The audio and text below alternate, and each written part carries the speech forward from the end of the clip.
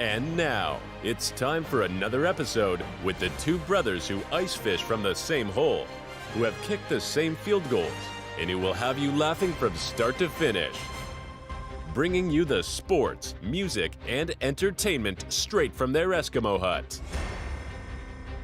It's the Eskimo Brothers Podcast.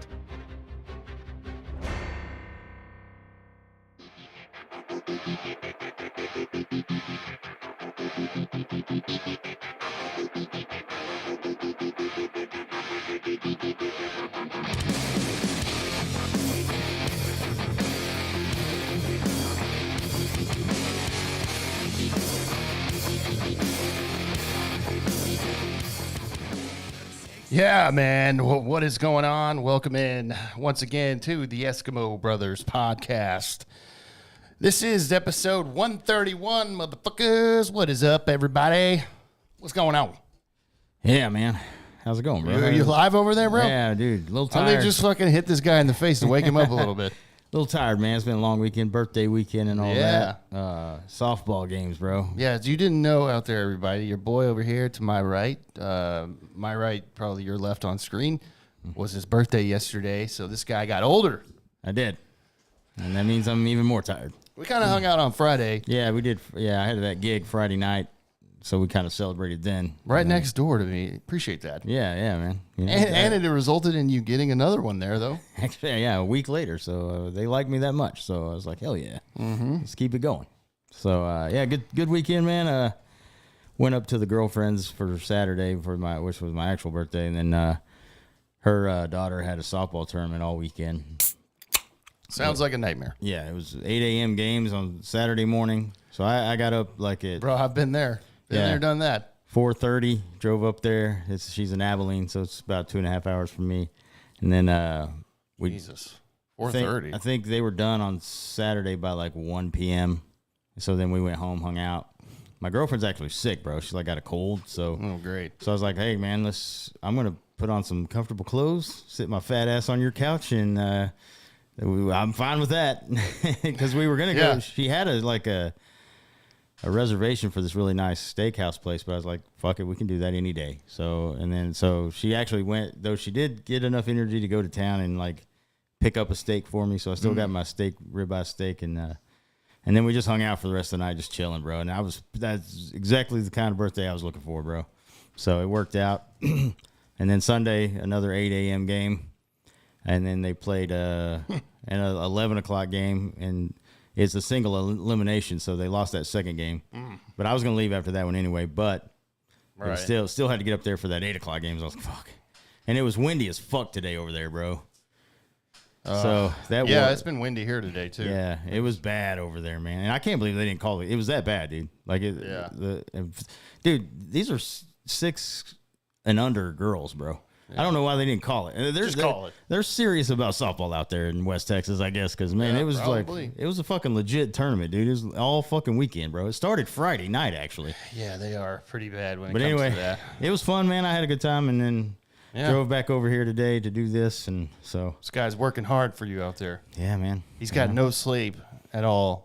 Or a little bit of sleep, so he's probably going to have to pass that out whole early tonight. Yeah, that stereotype of an old man type of thing going to bed early is happening tonight for sure, probably. Probably for me as well, bro. Yeah. Like, I'm going to hit the shower, bro, and I'll fall asleep on my couch. Definitely. And then I'll have to wake up and move to my bed. I'm going to do the podcast, and then I'll check in on the gaming friends maybe and see if they're down for a little bit. But if not, then I'm totally fine with going to sleep. Yeah. That's my favorite thing to do these days, bro. Yeah. Well, sleep? Yeah, sleep. Yeah. Yeah, really. Well, glad you had a good one, man. It was fun hanging out Friday as much as we could. And then I knew today, of course, as well, as always. Oh, yeah, absolutely. On a Sunday. So, yeah. It's a great day, though. It's been a good weekend for sure. Well, nothing crazy for me, just still doing, shit around the house. And bro, I went to the grocery store and got my groceries, and I swear to God, the pricing of our groceries right now is outrageous. Oh, it's fucking nuts, bro. I felt like I did get a lot of stuff, but like not for the amount that it was charged. Right. I'm like, nah, this is horse shit, dude. Yeah. it's insane. Like, it's just absolutely insane. It's almost where when I was checking out, I'm like, man, I don't know if fucking this is even worth it. Yeah. Maybe it's just cheaper for me to just fucking go out sometimes and then not spend this much. Yeah, I know, man. I've been there too, dude. Like, I feel like I spent like, for me, man, it doesn't, not a lot of money. Like, it doesn't feel like it should be, but it always ends up at least $100. And I'm like, I think I got 3 days worth of food, dude, for $100. I'm like, I mean, that's it. And you don't get shit. Yeah. And you're just like, all right. I'm like, I'm gonna have to do this again in 3 days, man. It's fucking insane. Yeah, I'm like, God damn it, fuck this. Yeah. Yeah, I hate it, dude. It's so bad out there, man. That's why I drink, dude. Yeah. To deal with our troubles. Right. And everything. That's the only way to do it, bro. Yeah. What the fuck? So, anyways, but other than that, just a chill day, bro. Chilling. Yeah. It's like I said, it is windy outside today. Yeah. It's like fucking 40-mile-an-hour gusts. I'm like, God damn it, bro. Yeah, it was bad over there in Abilene, dude. Like, you could probably tell, man, I got some brown tint to me because, man, I was on a softball field, so it was just blowing all in my face. And, like, in my eyes, I've been digging it out of my ears and shit. I'm like, Jesus. Felt like I fucking rolled around in some dirt over there, bro. Yeah. I feel like I'm out there on the fucking Skywalker. What's that planet? Tatooine or whatever. Oh, yeah. Yeah, you're on Tatooine, bro. Yeah, I'm out there farming, bro. Just fucking out there fucking farming. Like, sandstorm. Like, God damn it again. I was like, God dang it, shaking that shit off of me. Fuck bro. That, bro. Well, it was a busy week, especially there's a lot to get to in this episode. There's a lot, dude. Yeah. We've got a lot of cool stuff. We got some really awesome, like, entertainment things that excite the hell out of both of us. Yes. And then we got probably what could potentially be the biggest scandal in Major League Baseball in a long time. Yeah. So let's jump in, man. We'll start off, of course, with our entertainment things, and we got some exciting things, just some quick ones. Not going to spend a ton of time, and then we actually have a couple movies we both watched this past week that we were going to talk about. Yeah. If you listened in the last episode, then you know one of them. But so first things first, man, and this was exciting. I texted you earlier this week because I had seen something on Twitter or X, excuse me, whichever one you say. I don't care. Yeah. I had seen something the rumor that, hey, we're about to get a Beetlejuice 2 trailer. And I was like, oh, shit. Yeah. Because we were talking about how that movie is coming out in September and it's Michael Keaton. Super exciting for us. This is a nostalgia thing. It's been so long. 36 years, I think, since the last one. Yeah, crazy long. So, but that day it didn't happen. I was like, oh, fuck, I got fucking screwed. Like, I believed it and I fucking lied. But it came out the next day, actually. Yeah. So we got a little 1 minute, basically 1 minute 15 teaser, which I don't need anymore. Yeah, no, I don't want it anymore. What they showed, I was like, okay, this is good. Yeah, so we've got the teaser trailer for Beetlejuice 2, which is actually officially titled Beetlejuice. Right. And it comes out on September 6th. And so we did get our little minute teaser, and it looks great. It definitely has some of the returning characters like Catherine O'Hara, Winona Ryder. Jenna Ortega's in it. It's going to be Winona Ryder's daughter in this film. Don't really know how she's going to be because, I mean, obviously she didn't have a daughter until this. Right. And then, of course, you got like a little 2 to 3 second look of Michael Keaton as Beetlejuice. And he gave a little one-liner there, and he looks great. Yeah. I mean, he looks like he looks exactly like the original. Yeah. Everything I've read that what he said about it is good. Like, I mean, of course he's got to say it, but I mean, he's just saying, he's like, yeah, it was a great time filming it. He goes, this is going to be good. He's like, you guys are going to like it. And so, yeah, well, we'll see. I did see too, a couple other things that were really exciting because obviously Tim Burton's directing it, who did the first one. Right. He is using stop motion animation in this one as well. Oh, nice. Just like the first one. Yeah, he's real big on that stuff. That's great. Yeah. Because that means there's no CGI really. Yeah. With that. And I love that. And so it's going to make it look kind of like more like the old one too. Yeah. Because they did that with the fucking sandworm. Right. Out of the ground. You know, I was like, man, if they do bring those sandworms back, they're going to be total CGI and not look like anything like the original. But this one tells me that using the stop motion animation, it may look kind of like the original too. That's good. So I like that. I saw that and I was like, yeah, that's pretty cool. Yeah, I got nothing wrong with that, bro. I want to know, and I'm so excited to see this in September, but I want to know what the story is of like how why they thought it was a good idea to bring him back and shit. Like, yeah. I wonder what I'm assuming it's her daughter. What the angle is. It looks like her daughter stumbles up into an attic, into the attic. Well, it looked like Winona Ryder pulls off that sheet to everything. Oh, I thought it was Jenna Ortega that did that. I think it looked because whenever he said that tagline, the juice is loose. It looked like he was saying it to Winona Ryder because I thought I saw a flash of her in it. But I'd have to watch it again. But I thought it was her that did that because. Well, I'm thinking. Here's my general thought of that is like her daughter stumbled on it or something and then did it without knowing, and then Winona came up and then he said that to her or something. Maybe it's possible. But, I mean, I don't know. I mean, I'm interested to see what the angle is as far as that goes. Yeah, that'd be good. Cause it looks like at the beginning too, like Catherine O'Hara, Winona Ryder, they're standing in front. It looks like there's a funeral. Right. I would assume it's Alec Baldwin's character because he's not in this. Well, they were already dead. Oh, that's true. I think the dad. You're right. The dad in the original. Oh yes, that's what I meant. He's not coming back because he's a child molester, right? What was his name again? I can't remember. Anthony something. Yeah, but I mean he was famous. Sorry, he's not a child molester. He just got caught with child porn on his computer. Okay, that's just as bad. So. It's just as bad. But yeah, I don't think he actually touched the kid or anything. Okay. Well, if he has that on his computer, then there's a good chance he probably did. Yeah, he's probably tried. He probably went over to Taiwan with Fogel over there, bro. Yeah, he's just like, oh, Subway's great. Yeah. But anyway, that's probably since they had to write him out of that. I guess that's who I was thinking of, not Alec Baldwin. Alec Baldwin's not in this film, and I assume that Geena Davis isn't it as well, but we don't know. Yeah, we don't know. They could be. They could be, but that'd be really weird because nowadays it's so hard to like surprise people. Yeah. In the theaters, but it's possible. I don't know. Yeah. But Alec Baldwin's been busy with murdering people, so who knows? Yeah. I mean, I keep saying that, but it's the truth. It is the truth. He did kill somebody. I'm just saying, bro. So anyways, the trailer looks awesome. It looks like it's going to be a lot of fun. It looks like Michael Keaton stepped into that role with no problem. Yeah. Oh, yeah. And that's not surprising. Just like he did with the Batman. Yeah. Coming back as the Batman. I mean, he was fucking great in that. So yeah. Yeah, this guy's having a little resurgence. Dude, he's like 72. Yeah, he's up there, bro. Now he's playing all these younger characters again. Yeah. And he's pulling it off so far. So. And I don't see why this would be any different. So I imagine we're going to get a longer trailer, though, because that's usually how the protocol Yeah, and goes. I don't want it. I don't either. I'm good. With what I saw, I'm like, hell yeah, dude. I need to know. We need to know, and they hopefully need to tell us how he got his head back to normal size. Oh, right. Because at the end of the first one, he gets fucking his head shrunk. Gus, yeah. Yeah, so I'm like, how the hell did he get his head back to normal size? We need to know. Yeah. Yeah. So anyway, yeah. Pumped about it, dude. I'm going to have to watch the original again before I go see that one, just because it's been a while. I haven't fired that one up in a while. Yeah, same. It's been a long time for me too. So actually, to watch the first one. Jeez, I can't even remember when the last time I watched the first one. Yeah, me neither, man. It's been fucking a long time ago.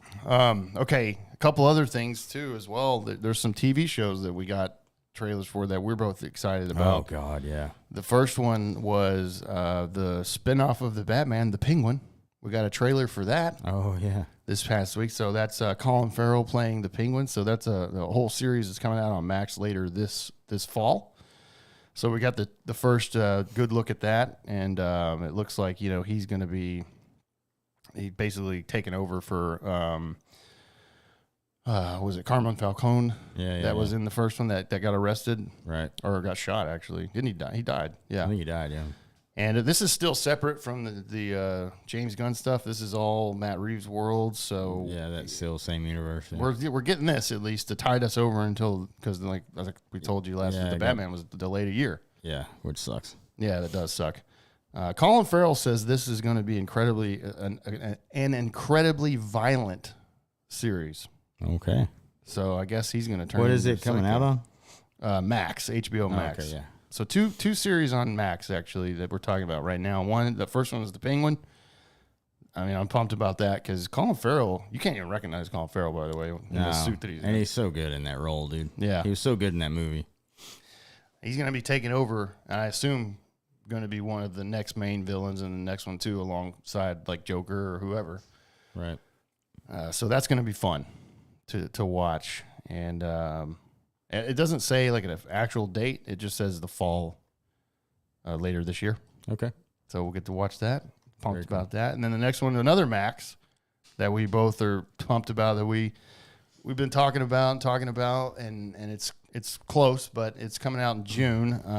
The House of the Dragon season 2. Yeah, the last episode we talked about that. I saw that they said it's coming in June. They didn't have an exact date, but they said the season 2 will come out in June. So, and we got like a teaser trailer. We got the date now. Yeah, with this trailer, June 16th is the date. Right.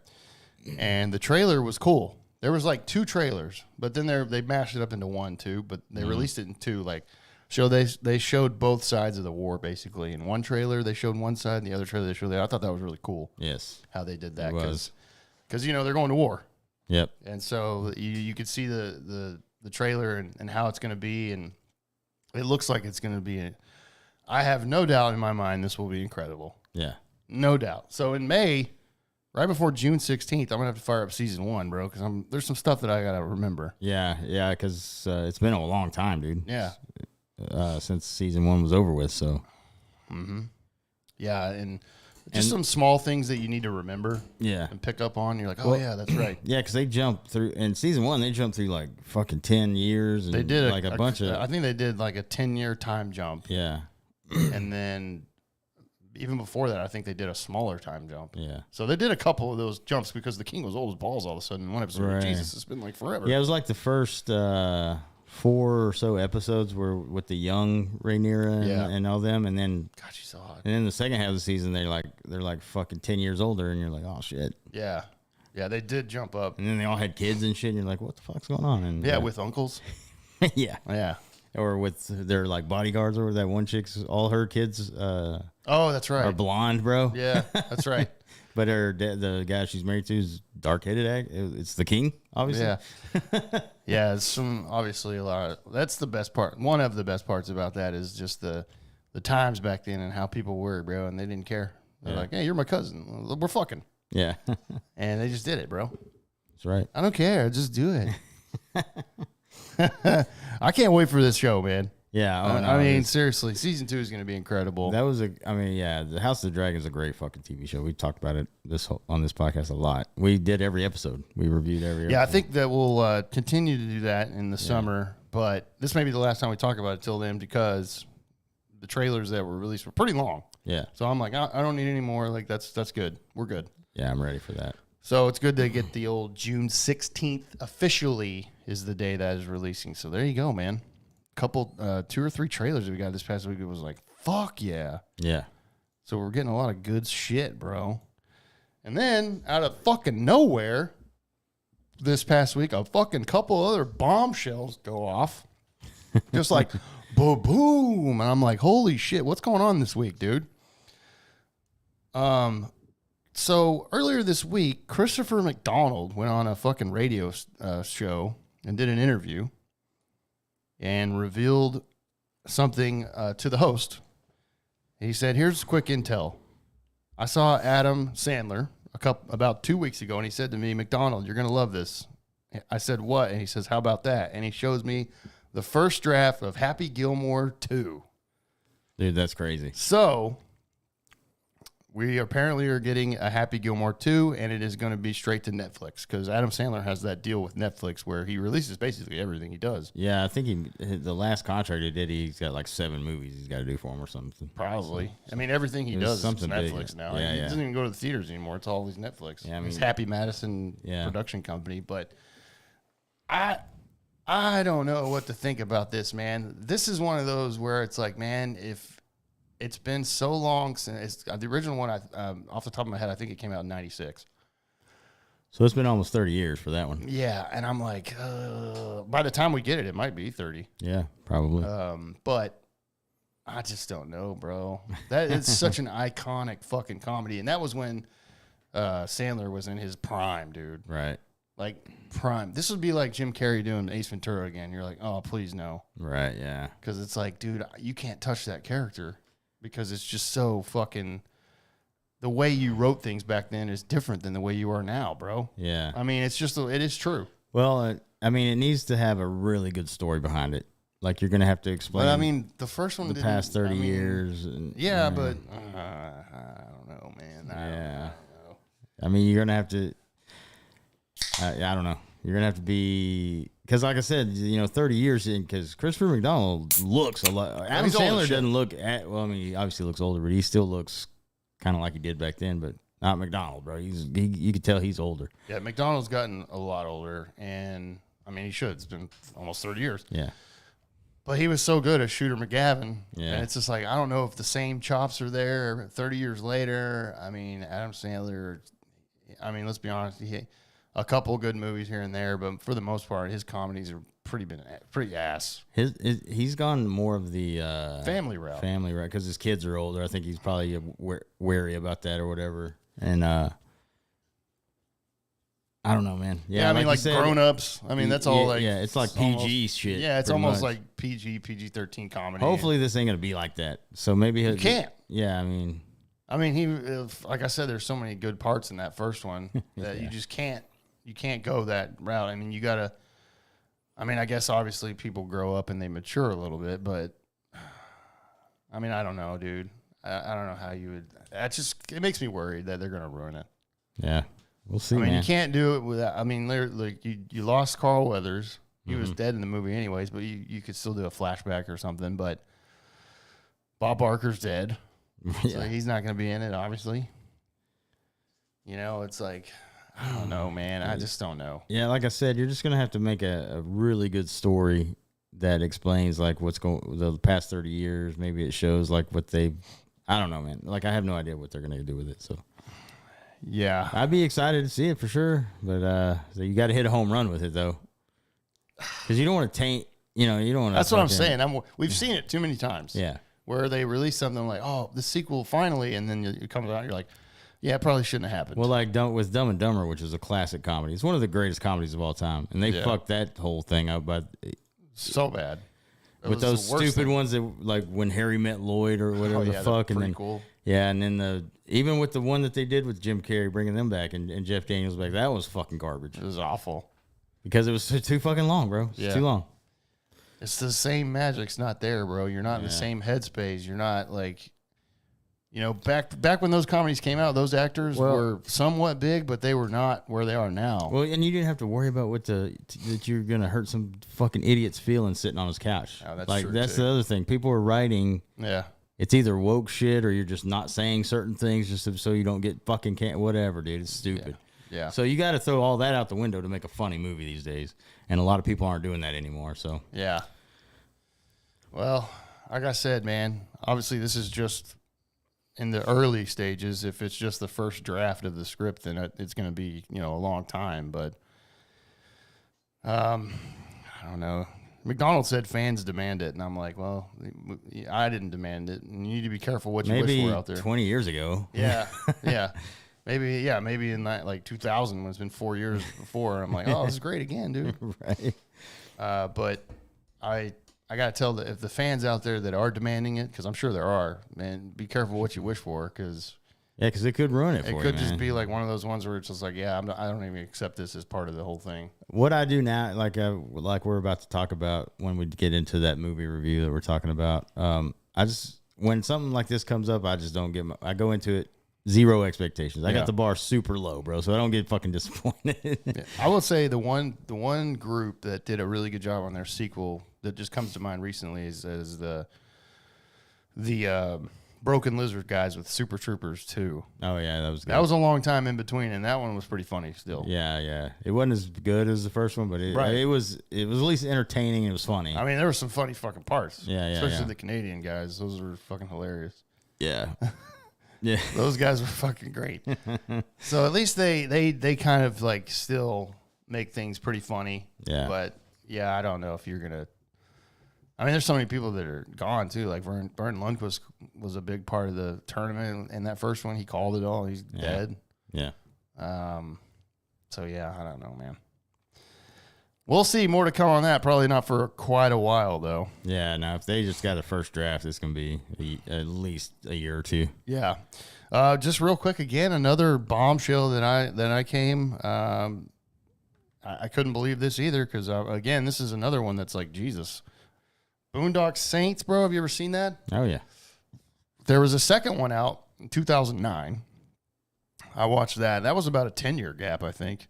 And it wasn't as good as the first one, but it was still pretty entertaining. Well, we're getting a third one apparently. The Boondock Saints coming back. Norman Reedus and Sean Patrick Flannery are set to return as the Boondock Saints still. And so they're the McManus brothers. Yeah. So we're getting another one. And the original director, Troy Duffy, is not. He is not going to be directing this at all. So it's going to be somebody else taking over and doing it. And I guess there's still a search for a new director, but it's apparently a go. Norman Reedus and Sean Patrick Flannery already said, yep, I'm in. We're all in. Nice. So, like, the first one was great, bro. Yeah. And I don't think I've seen the second one, to be honed with you. Really? Yeah. Oh, that's I'm pretty going to good. have to fire that up one day. I mean, it wasn't as good, Right. obviously, but it still was really, there were some funny parts. I mean, it was almost like a copy of it, Yeah. but a couple different things thrown in. And I mean, I still liked it. I went and saw that in theaters because I was such a big fan of the first one. Yeah, the first one was great, man. And you'll like it. Okay. If you watch the second one, I mean, you'll like it. But I'm telling you right now, this is another one where I'm like, God damn it. The third one coming out, it's been a long time. 2009, bro, was the second one. So seems like all these franchises are like trying to, like, I guess Hollywood's just like, let's just run everything back. Yeah. That's what they're doing. Yeah. And they've been doing it forever. It's not Yeah. like it just started. No, this has been going on for a long time. Yeah. I don't know. But if you got the two main characters coming back, then hopefully it'll be good. Right. I mean, Norman Reedus is still obviously a badass actor. Yeah. He's killing it still to this day. With, well, actually, I haven't even watched the fucking Daryl series of Walking Dead. I haven't watched it. I'm like, I don't even know if I can get myself to do it, dude. It's hard for me to go back to that series. The original Walking Dead fucking... It put a bad taste in my mouth, bro. Because I spent so much time waiting for that goddamn Rick and Negan thing, and they took so long, dude. I was like, you just fucking killed this for me, dude. Yeah. Oh, man, we've said that. And then, like, the Rick and Michonne series started, and I'm like, I just don't think I can do it. Yeah, I had no interest. I was like, man, y'all really dropped the ball with me, bro. I can't even fire it up to even give it a shot. And that's with Andrew Lincoln back. Yeah, I know, and I love that guy. Yeah. But I was like, you guys fucked me over so hard, bro. It's like bad, it's like when you catch your girl cheating, bro. You're like, I can't do it. Yeah, it's like, no, I'm not coming back. Yeah, that's the fucking straw that broke the camel's back. Baby. Yeah, exactly. But nah, maybe one day if I get bored or something, maybe. But I don't know. Yeah. Well. But anyway, Norman Reedus was amazing in fucking Blade, though, bro. Blade, what was it? Blade 2 or whatever. Was that? Was he in Blade 2? He was in one of those. Remember Shit, that? I can't remember. Remember he was like Blade's assistant, and then he like betrayed him, bro. Oh, I don't remember that. Oh yeah, dude. Damn. It's been a long time since I saw the second one. I think it's the second one. Wasn't Ryan Reynolds in one of those? Yeah, he was in the Blade Trinity, bro. With Jessica Biel was in that one too. All right. Yeah. Frost. Hey, apparently there's a new Blade coming out too. Yeah. They were supposed to put it. It's going to be in the MCU. Yeah. Yeah. Yeah, it is. It's not Wesley Snipes. No, though. it's a whole new dude. I can't remember his name. Wesley Snipes is old now. Yeah, he's fucking almost 70, isn't he now? I mean, 60. I don't know about at that. least. 60 probably. Yeah. That's too old to be playing Blade, bro. Yeah. He already had to retire as Willie Mays Hayes. So, well, you may run like Hayes or you hit like shit. Fucking Lou Brown, bro. Miss that guy, dude. Yeah, I know, dude. No shit. All right, go ahead. I know you got a couple things before we do our movie reviews of the couple things. Oh yeah. So yeah, I think I talked about that they were about to announce a new James Bond. Yeah, we talked about it because we were giving who we thought should do it. Yeah, and then there's a guy that it looks like, I don't think it has officially been announced, but it's fucking rumored that he is taking the job. His name is Aaron Taylor Johnson, bro, who is also a British actor. Which that's all Bonds have been British actors. No American has ever been cast as Bond, which is kind of what they do. Makes sense. But Aaron Taylor Johnson, 33 years old. You've probably seen him. He was the lead role in the Kick-Ass and Kick-Ass 2. Okay. He played Pietro Maximoff in the Avengers: Age of Ultron. I didn't watch that at all. Yeah. Oh wait, no. Yeah, Avengers Age of for some, I was typing at the same time. He was the one before they whenever what's his name came along. He was the first one in Age of Ultron. He was the first. What's he called? Fuck is his? I know who you're talking about. I can't remember though off the top of my head. Right. Quicksilver. Yeah, that might be right. Yeah. Oh, anyway, so then they recast what's his name? Motherfucker, dropping the ball here. The guy that played Dahmer. Yeah, I can't. His fucking name. I don't remember either. Oh my God, it's gonna drive me crazy. That's what happens whenever it'll show up while I'm still reading through this.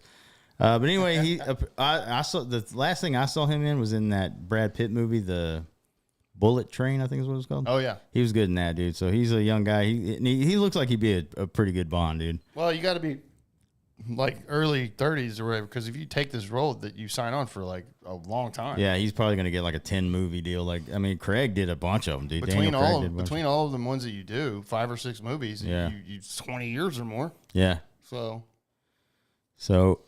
that I think is the guy. I mean, it's rumored but it looks like it's all been confirmed, dude. Well, if he's been offered the part, he's stupid he doesn't take it. Right. Like after I heard that, I was like, oh man, and I saw him, dude, because I had to go back and look at him. I've seen him in a bunch of stuff before. Yeah. But I was like, oh, okay, yeah, he'd be good. But if they did cast like Cavill in it or something, I would have been fine with that too. So like him, and I mean, yeah, that was the one that we were thinking should take it. Yeah, that would have been an awesome. If he casting, wanted it, by the way. I guess. He may not have wanted it. Yeah. You never know, bro, because he was Superman and people hated him. Yeah. Like the studio for some reason. Yeah. And then like the fans wanted him back, and I'm like, okay. So you never know. So yeah, man, Aaron Taylor Johnson looks like he's going to be the next Bond. So right on, dude. I like I said when we talked about this last time, like I liked every Daniel Craig Bond movie. Oh, they were great. Yeah, they were great. So those are always fun to watch, man. Yeah. I like that spy type shit, espionage and whatever, like kind of like the Mission Impossible stuff, basically. Yeah. All right. The only other thing I got really is we talked about the new Crow. Oh, coming out. we have to talk about this? Yeah. So, all right. There's a lot of criticism by the hardcore like cult fans of their original, which was what, 94? Yeah, 94. Yeah. Starring Brandon Lee. We talked about this. You know, he died on that set filming that movie. So the original director came out and is just shitting all over this remake because he's saying, you know, like Brandon Lee worked hard on that movie. This is his legacy. You shouldn't fucking touch it and all this. And I mean, it's a movie that he made in 93 and it came out in 94. And yeah, it's tragic that he passed away on the set because you know, like there was a 44 slug or whatever. Yeah, that somehow got into the gun, and I mean, it's a great movie. Brandon Lee was really good in that role. He was really good. But the rest of the movie, I've talked about this. The rest of the movie, really, if you sit down and watch the rest of that movie, it's really not good, dude. No, it looks cheaply made because it probably was. I don't think their budget was probably insane. Brandon Lee was the best part of that movie, 100%. Other than that, it really was not good, dude. Yeah. I mean, the sets look terrible. You can tell it's a warehouse. I can anyways. Yeah. And so for it to get a modern like take and done right, then it should probably I think it should be, because there's been sequels that were even worse. Yeah. I mean, my God, bro, they had fucking what's his name play the character. Gee, I mean, we're blanking all day today. Fuck. Jesus, he was in fucking American History X as the brother. Edward Furlong. Edward Furlong, yeah. Yeah, I mean, he played the character in that one, and I mean, you can watch about 10 minutes of that and be like, okay, I'm done. I never watched the sequels, bro. I had tried, and I was like, yeah, no, these are awful. Those are really bad because they weren't done right, and they were obviously cheap and whatever. But I don't like, I mean, the director, I guess feels like he is such a connection to that one because he made it with Brandon Lee, and I get it, whatever. But I mean, this is what Hollywood does, bro.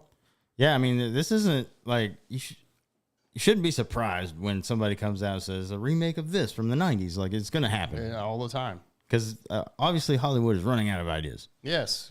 I mean, and we got, I don't know if we talked about the trailer that we got for The Crow that came out, and I thought when I watched the trailer, I thought it was too long. I was like, geez, don't give away the whole fucking movie. All right. But I thought it looked incredible. Now, I know a lot of people can't get over his look. Yeah. They think he looks terrible because of his haircut. I agree. I don't like the look. I don't like the tattoos. I don't like the hair. But if it's good writing and good acting, I can get past all that. Right. Well, because, like the modern day thing that comes up, that's the same thing with the Suicide Squad and Jared Leto's Joker. Joko. Yeah.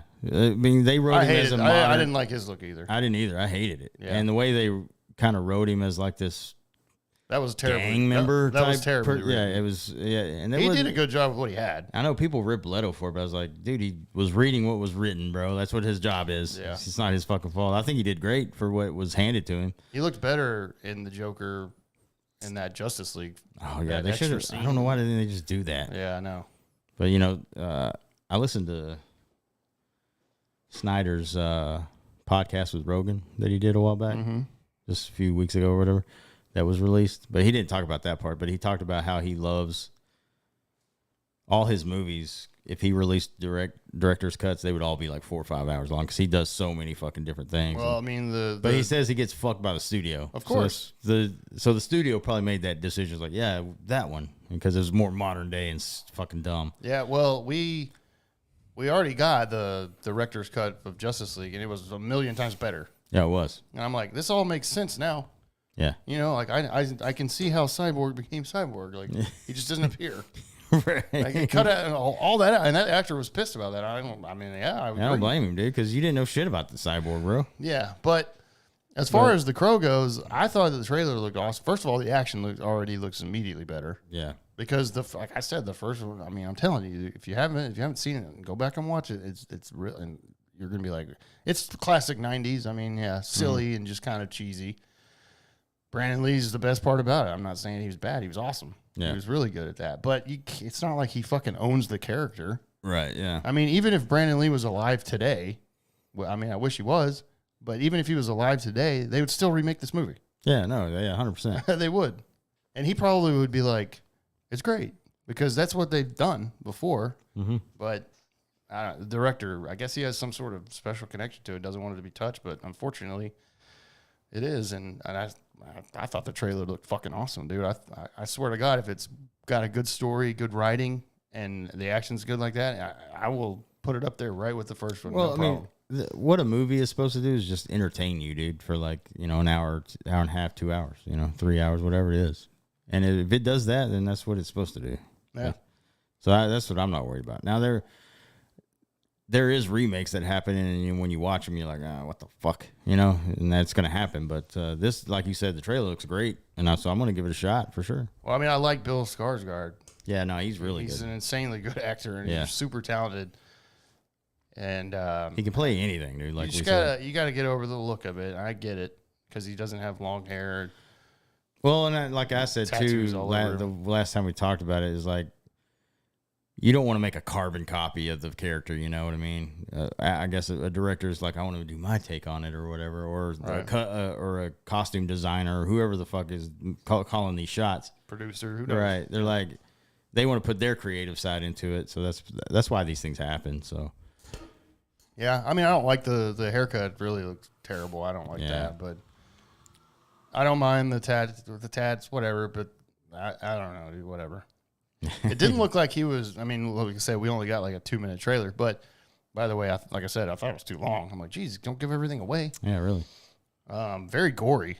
Yeah. Very violent trailer. Yeah, this one looks like it's going to be a little more action packed, probably. Yeah, and I was going to say, I guess the haircut is one thing that bugs me a little bit. But like I said, as long as you can,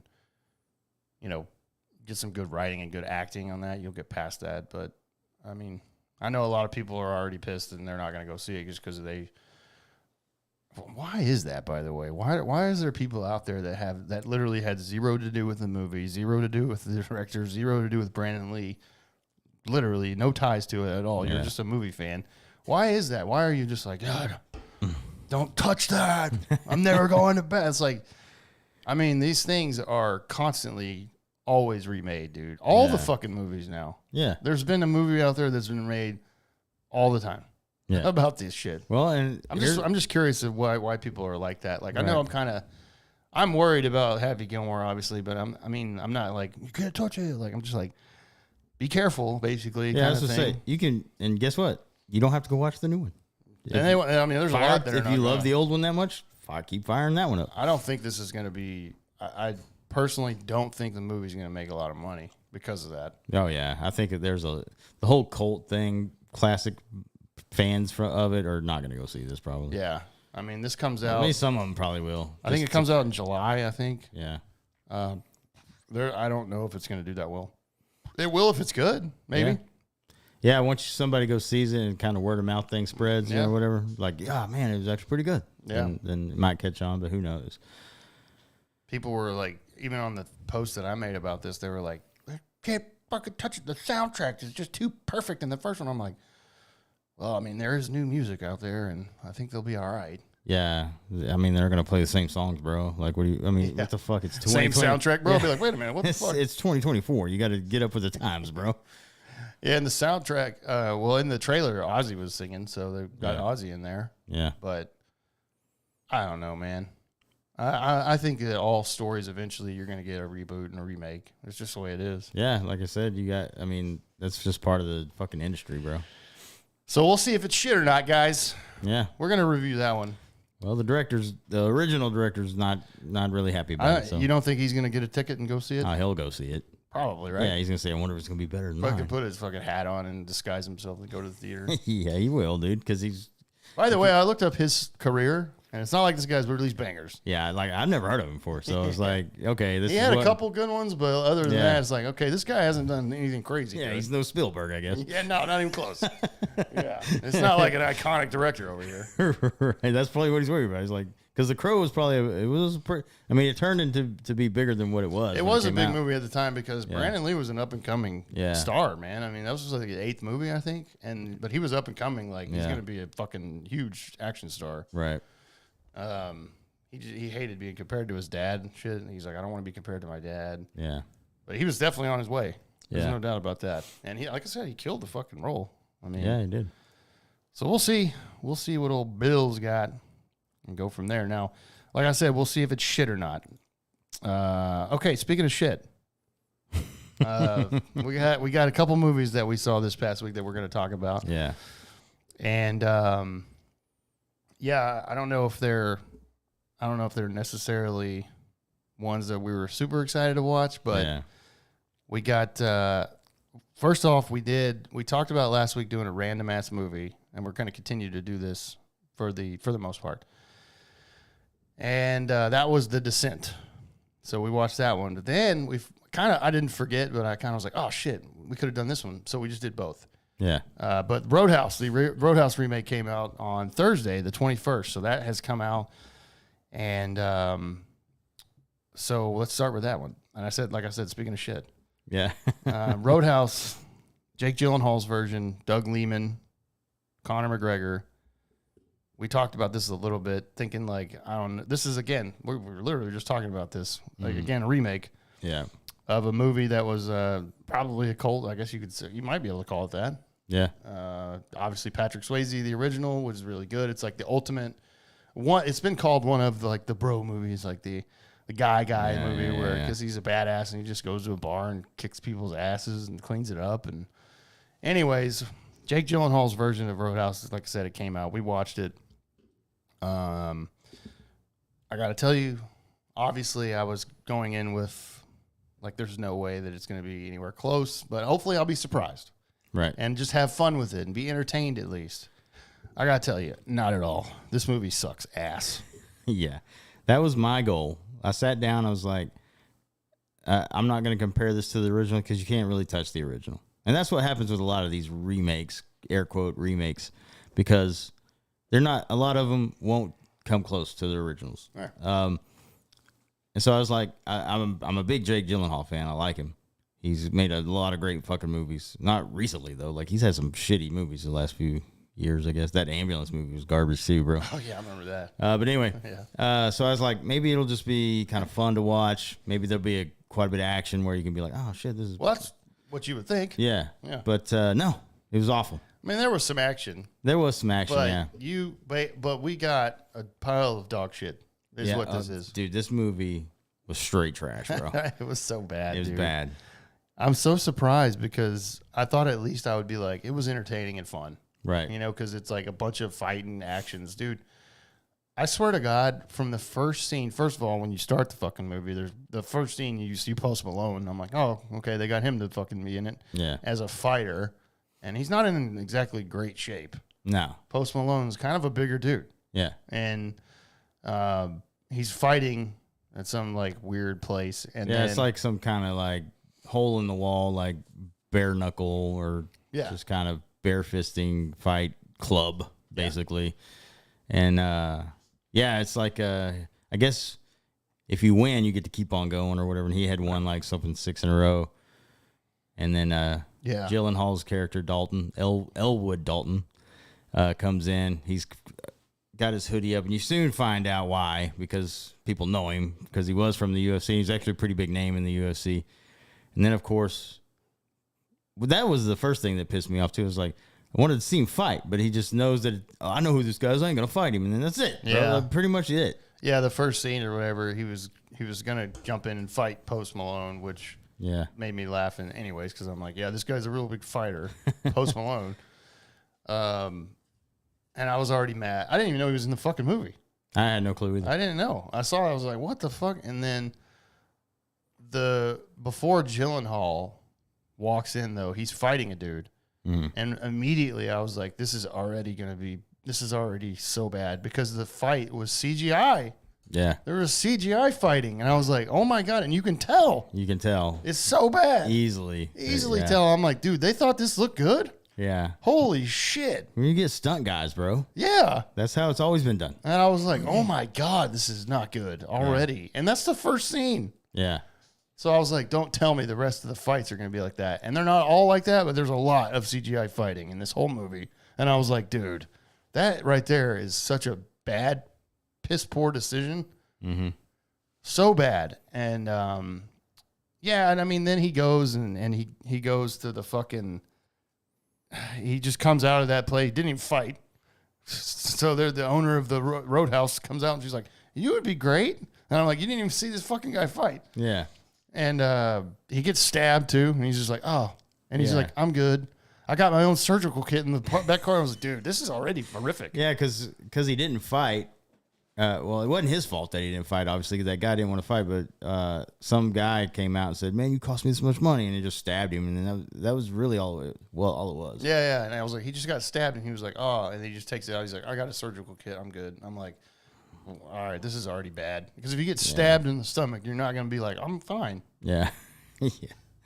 So, and the character development was terrible. Yeah. Because, like, none of it. So, throughout the movie, it kind of builds up to why he's not a UFC fighter anymore. He's like living in his car, basically. He's broke, obviously. And he was trying to win money doing that shit, going to these fights and winning, or not even fighting at all and winning. Right. And because they're so scared of him. Yeah. And then this bartender from the Roadhouse wants to hire him. She has not seen what he could do at all. But she's like, $5,000 a week. And he's like, nah. And then he turns it down, obviously. At first, I'm like, okay. And then everybody's going to turn down $20,000. And then, of course, he actually does take the job. But then throughout the movie, when he goes to sleep, he has these dreams about his last UFC fight. Mm-hmm. And here's the character development. He got punched in the face. He got angry. Yeah. And then he killed the guy, is what happened. And I'm like, fucking terrible. Yeah. Like, all these fighters have goddamn anger issues. That's the only character flaw you're going to give this guy. And he's a loner. Like, he doesn't have a buddy. He's just by himself. And it's weird, bro. It's stupid. It's bad writing. The script. Awful. The story, the plot, everything in it. There's really no plot, to be honest with you. No. And like, if you watch the original, and I know people are like, don't compare it to the original, and be like, I am going to, because it's called Roadhouse. Yeah. And you're using Dalton, the name Dalton. Yeah. And then you're taking a lot of things, like the chain fence around the bands. Yeah, there was some stuff to call back. Yeah. And like I told you, when he gets to the fucking... He takes the job, like you said. He gets to the island, what is it called? The Gold Keys, the Florida Keys. He gets there. He's at a bus stop, and then there's a bookstore right at the bus stop too. And I'm like, yeah, because those are around now. bookstores. Mom and pop bookstores are banging right now in the economy because people don't have fucking Kindles they got and their shit. their Kindle that they read. Yeah, I mean, I don't know about you, or, but I go to the bookstore every weekend. So yeah, no, I could buy one on my phone for $3 right now. I'm not going to go spend $24 on a hardback. yeah, nobody's going to a fucking bookstore anymore. Yeah, And he immediately like is befriended by the owner and his daughter. yeah, And he's like, "Oh, such great people! I love them already." After like a one altercation with them, yeah. She gave him some random book about the area, Yeah. or whatever, about the tree that's in the middle of a street. And he's like, "Oh, cool." And then Yeah, he's now like- they're best friends. yeah, he's like, "Oh, we're best friends."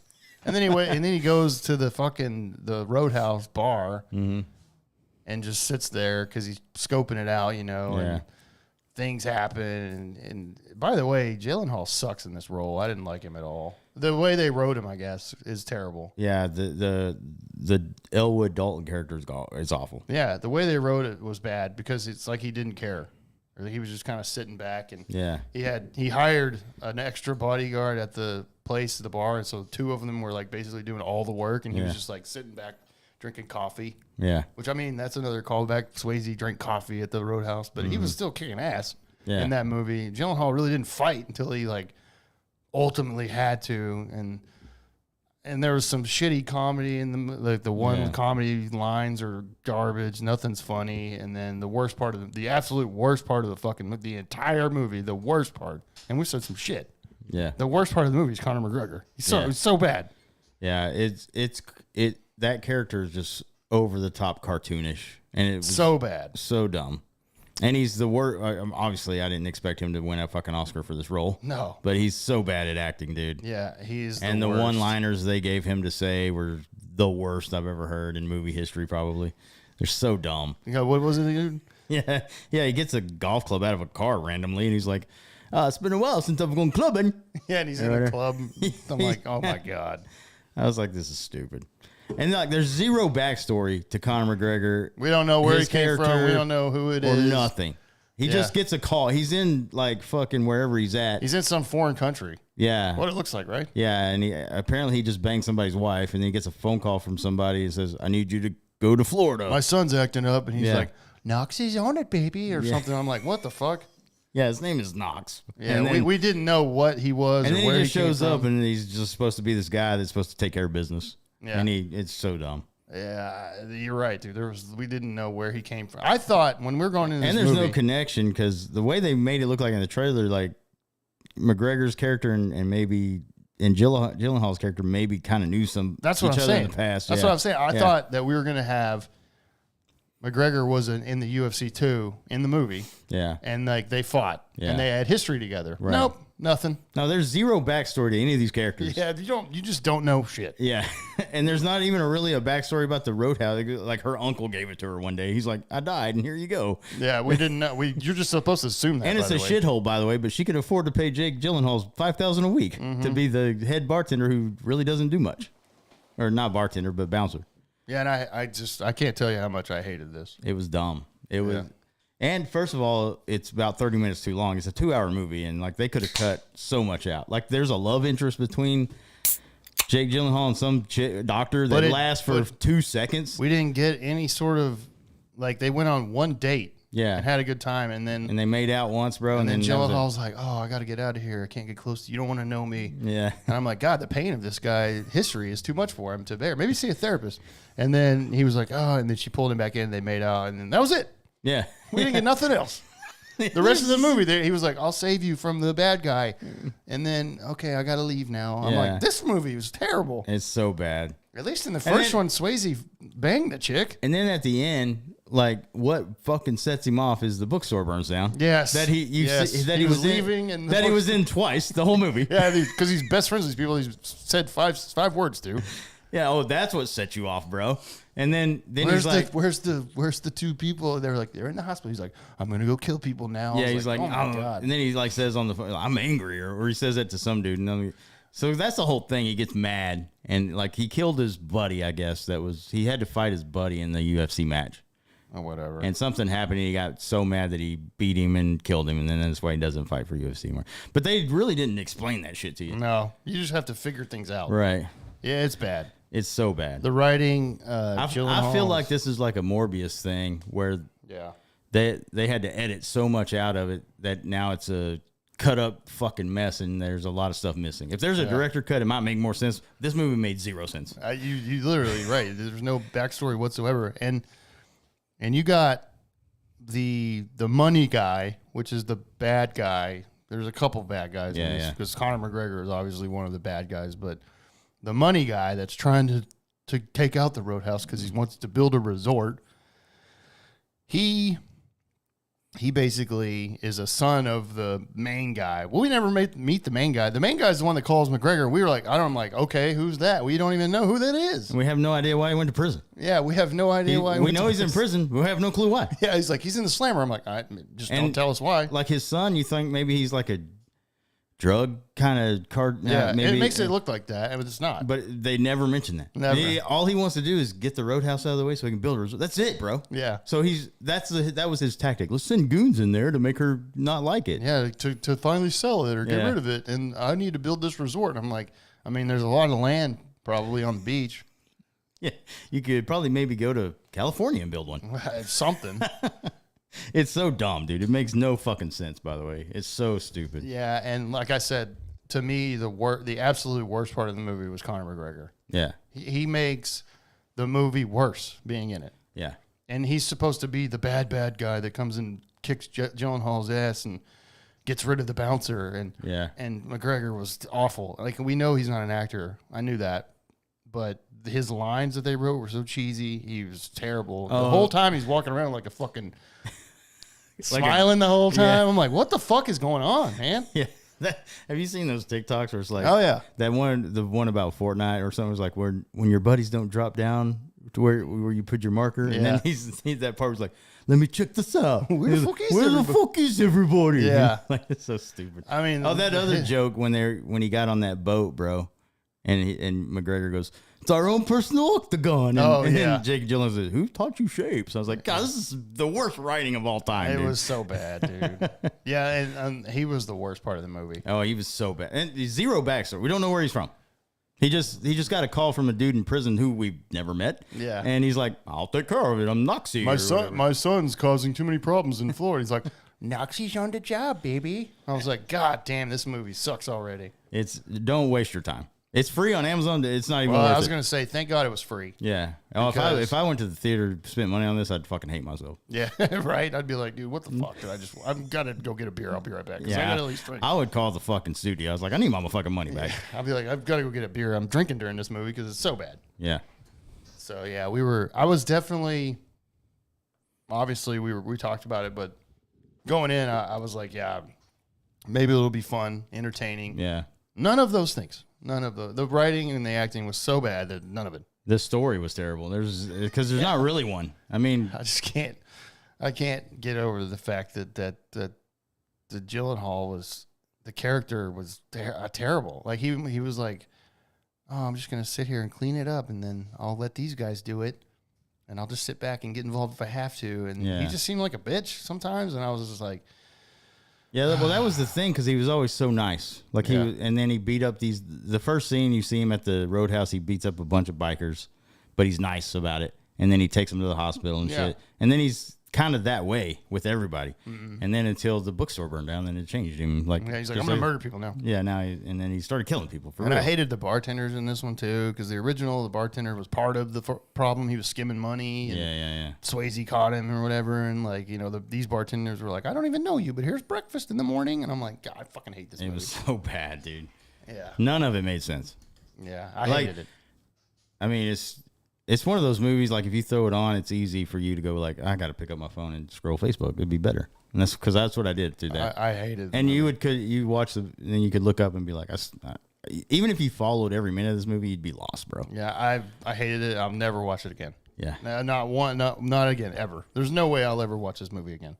0 stars. Yeah, 0. Yeah. It's so bad, dude. And I like Jake Gyllenhaal, but you're right, dude. It's like a mail-it-in performance for him, man. Well, the writing. Yeah, there's only so much you could do with that when you have a bad script like that and a bad story. He got ripped, I'll say that. Yeah, no, him and McGregor were both ripped. Yeah, he got ripped. Did you see that McGregor, like those weren't even his real tattoos. Like he had something covered him, and then they put fake tattoos on him. Yeah, because it says Knox on there. Yeah. So that had to been added. He got everything covered, and then they re-added all tattoos. That's weird, yeah. And I was just kind of like, well, maybe make sure next time he doesn't walk around like a fucking gorilla the whole time, like with his arms out like that, and he's smiling the whole time. He's like, I'm like, dude, what the fuck, man? Yeah, it's so weird.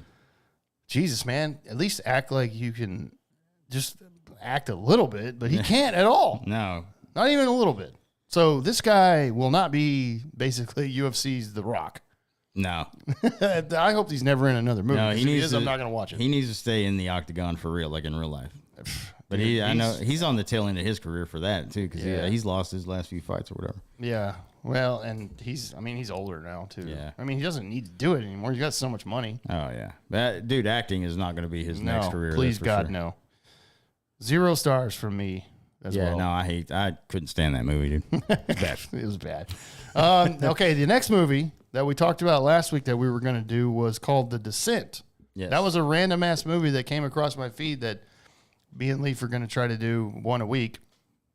And so I picked The Descent. I'd never seen The Descent. Leaf, I had never heard of it. never saw it, never heard of it. Yeah. It came out in 2005. Now, I didn't know this was a horror film. I really didn't, I promise.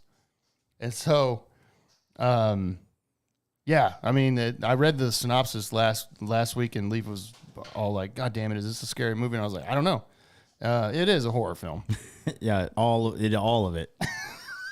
The whole movie, yes. So I mean, dude, there are jump scares that didn't even have monsters in it. Yeah. So I was like, okay, cool. Now when the real shit I happens, watched this movie first this week. yeah, And I told Leaf, I'm like, yep, you're going to want to watch this during he's the like, day, it's bro. an adventure cave movie. I'm like, okay, I thought bro. it was one of those like survival things where like, Right. they got to figure out how to get out. And I like was another oh. 27 hour or whatever it was, 27. What was that? 127 127. Yeah. yeah. The I was like, guy. oh, they're by themselves and they got to figure a way out. Like, Yeah. this is going to be like a survival.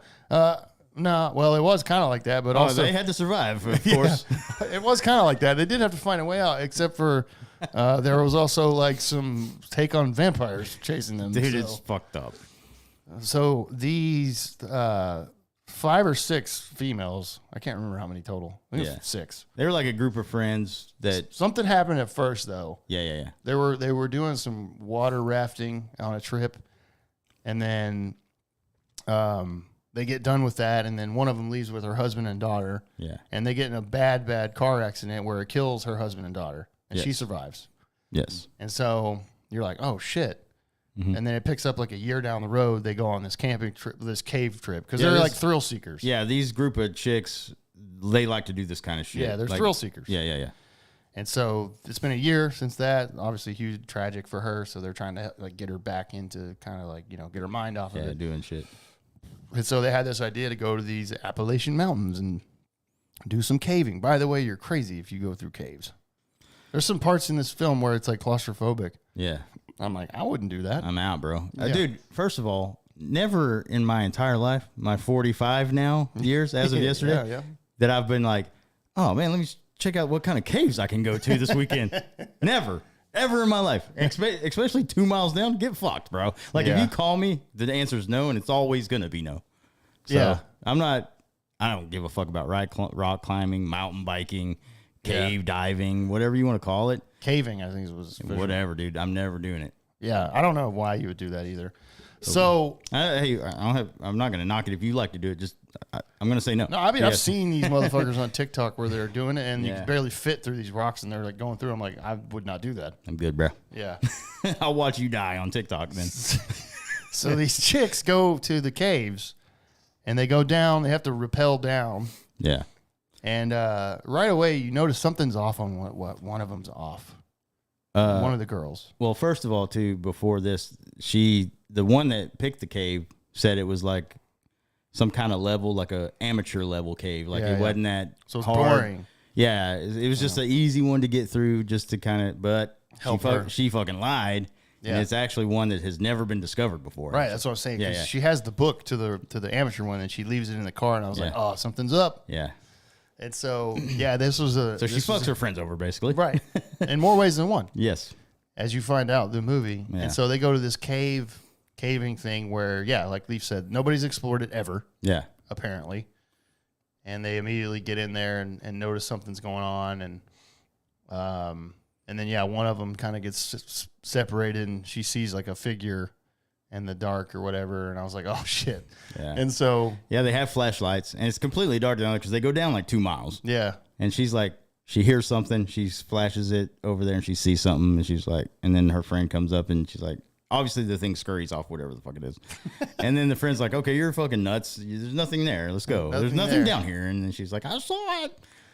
yeah, and then it moves across to another area, and then they hear something again. Yeah, they kind of get lost because they don't know where they're at. Yeah, because they don't know where they're at, because they at that point they found out that the friend lied to them, and that nobody's been down there. Yeah. And then there's like another part where they're like standing and it's pitch black or whatever, and then one of them fans their flashlight over, and one of those characters is like standing right behind her. I was like, Jesus. Yeah, that fucked me up, bro. Yeah, and then you're like, what the fuck? Like he's just standing there for like what, a couple seconds. And so then... they're apparently I don't know if they're like classified as vampires or some sort of bat type. Yeah, hybrid. Well, one of the chicks in the group is kind of like a doctor. Yeah, and she says whenever one of them does get killed. They actually kill one of them, and she's like, it looks like they were human at one point, and they've evolved to live down here in the dark. They're completely blind, and she said they kind of work. Their senses adapt to sound kind of like bats do. Yeah, like echo shit. But she says, but they were like human form kind of, but they were all weird. They did look kind of like they're weird. Their ears looked like bat ears and shit. So who knows what the fuck they were? But yeah, but they were fucking attacking them, and there's a lot of them. Yeah. And, oh, yeah, they said, too, that they had gone up because there's so many animals. So they go up at night and hunt, come out of the cave and hunt, and they brought, like, cattle down and shit or whatever. Okay. And so that's how they lived. Yeah. Or whatever. Yeah, so then they basically are trying to find a way out and getting terrorized by these figures, and that, like, yeah, so they're blind, but they can hear. And so... And then you find out, like, one of the characters, basically, not only did she lie to them about the caves, but she betrayed the main character by sleeping with her husband. Yeah. And then you find that out. And she murders her best friend in the movie. Yeah. On purpose. And I was like, oh, shit. Right. And then tries to cover it up like it was an accident. And it wasn't, because then she finds that character. She's still alive somehow. I was like, okay. Like, she got stabbed in the throat. I thought she would be dead. Yeah. Well, yeah, she fought off one of those things, and the girl came up behind her and spooked her, and she swung around and hit her in the neck. But then she could have maybe saved her, maybe. Yeah, she could have, but then she's like, you're dead. All right, see ya, and she left. Yeah, I was like, this bitch is crazy too. Yeah, so at least this movie had some kind of backstory to it. Yeah, of course. Yeah, so you find out history. that the like I said, the lady that betrayed them or lied to them, she betrayed the main character by sleeping with her husband, the guy that died in the car wreck at the beginning of the movie. Yeah. And then she finds that out. The main character kind of goes crazy to get out of this whole cave area. Yeah. Well, she's already like fucked up to begin with. And so once she finds out that she slept with her husband, she really goes ape shit. Yeah. And then they meet at the very end, right before you think they're going to get out or whatever. And then she has the axe or whatever, and then she just fucking hits the other chick in the leg. So she can't get away from the things in the dark or whatever. And then she runs. But then there's a twist at the end. I won't give it away because the twist at the end. Yeah. There's a twist at the end, and you're like, what the fuck? Right, which is really well done. Yeah, it really was. Yeah. So yeah, this movie, and it was a horror film for sure. Sorry about that, guy. Yeah. Did you have bad dreams? No. Okay, that's good. I watched it at like noon, bro. Yeah, I know it was during the day. I knew it was. I texted Leave. I was like, make sure you watch this during the day, bro. Yeah. But this was way better than the Roadhouse. I can tell you that. 100%. Yeah. This was not a bad movie, dude. I actually enjoyed it. It was a lot of jump scares in it and shit. No, 100%. But it had a decent story to it, and it kind of gave you a background on those people, like that doctor was saying. She thinks they didn't know really what they were, but she kind of gave her explanation. Yeah. And then that other twist about the chick that slept with her friend's husband and shit, and that was a whole other secondary story in it. So that was kind of cool to follow along. So yeah, man, I dug it actually. So I enjoyed it highly. I thought it was really well written and well done. Good take on it. There's a horror thing of getting. I mean, that makes you think about caving for sure, bro. Do you want to go? No, I'm good, bro. You're good. Yeah.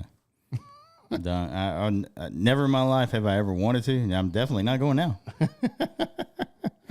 Because there could be those kind of things down there, bro. You never know. There could be.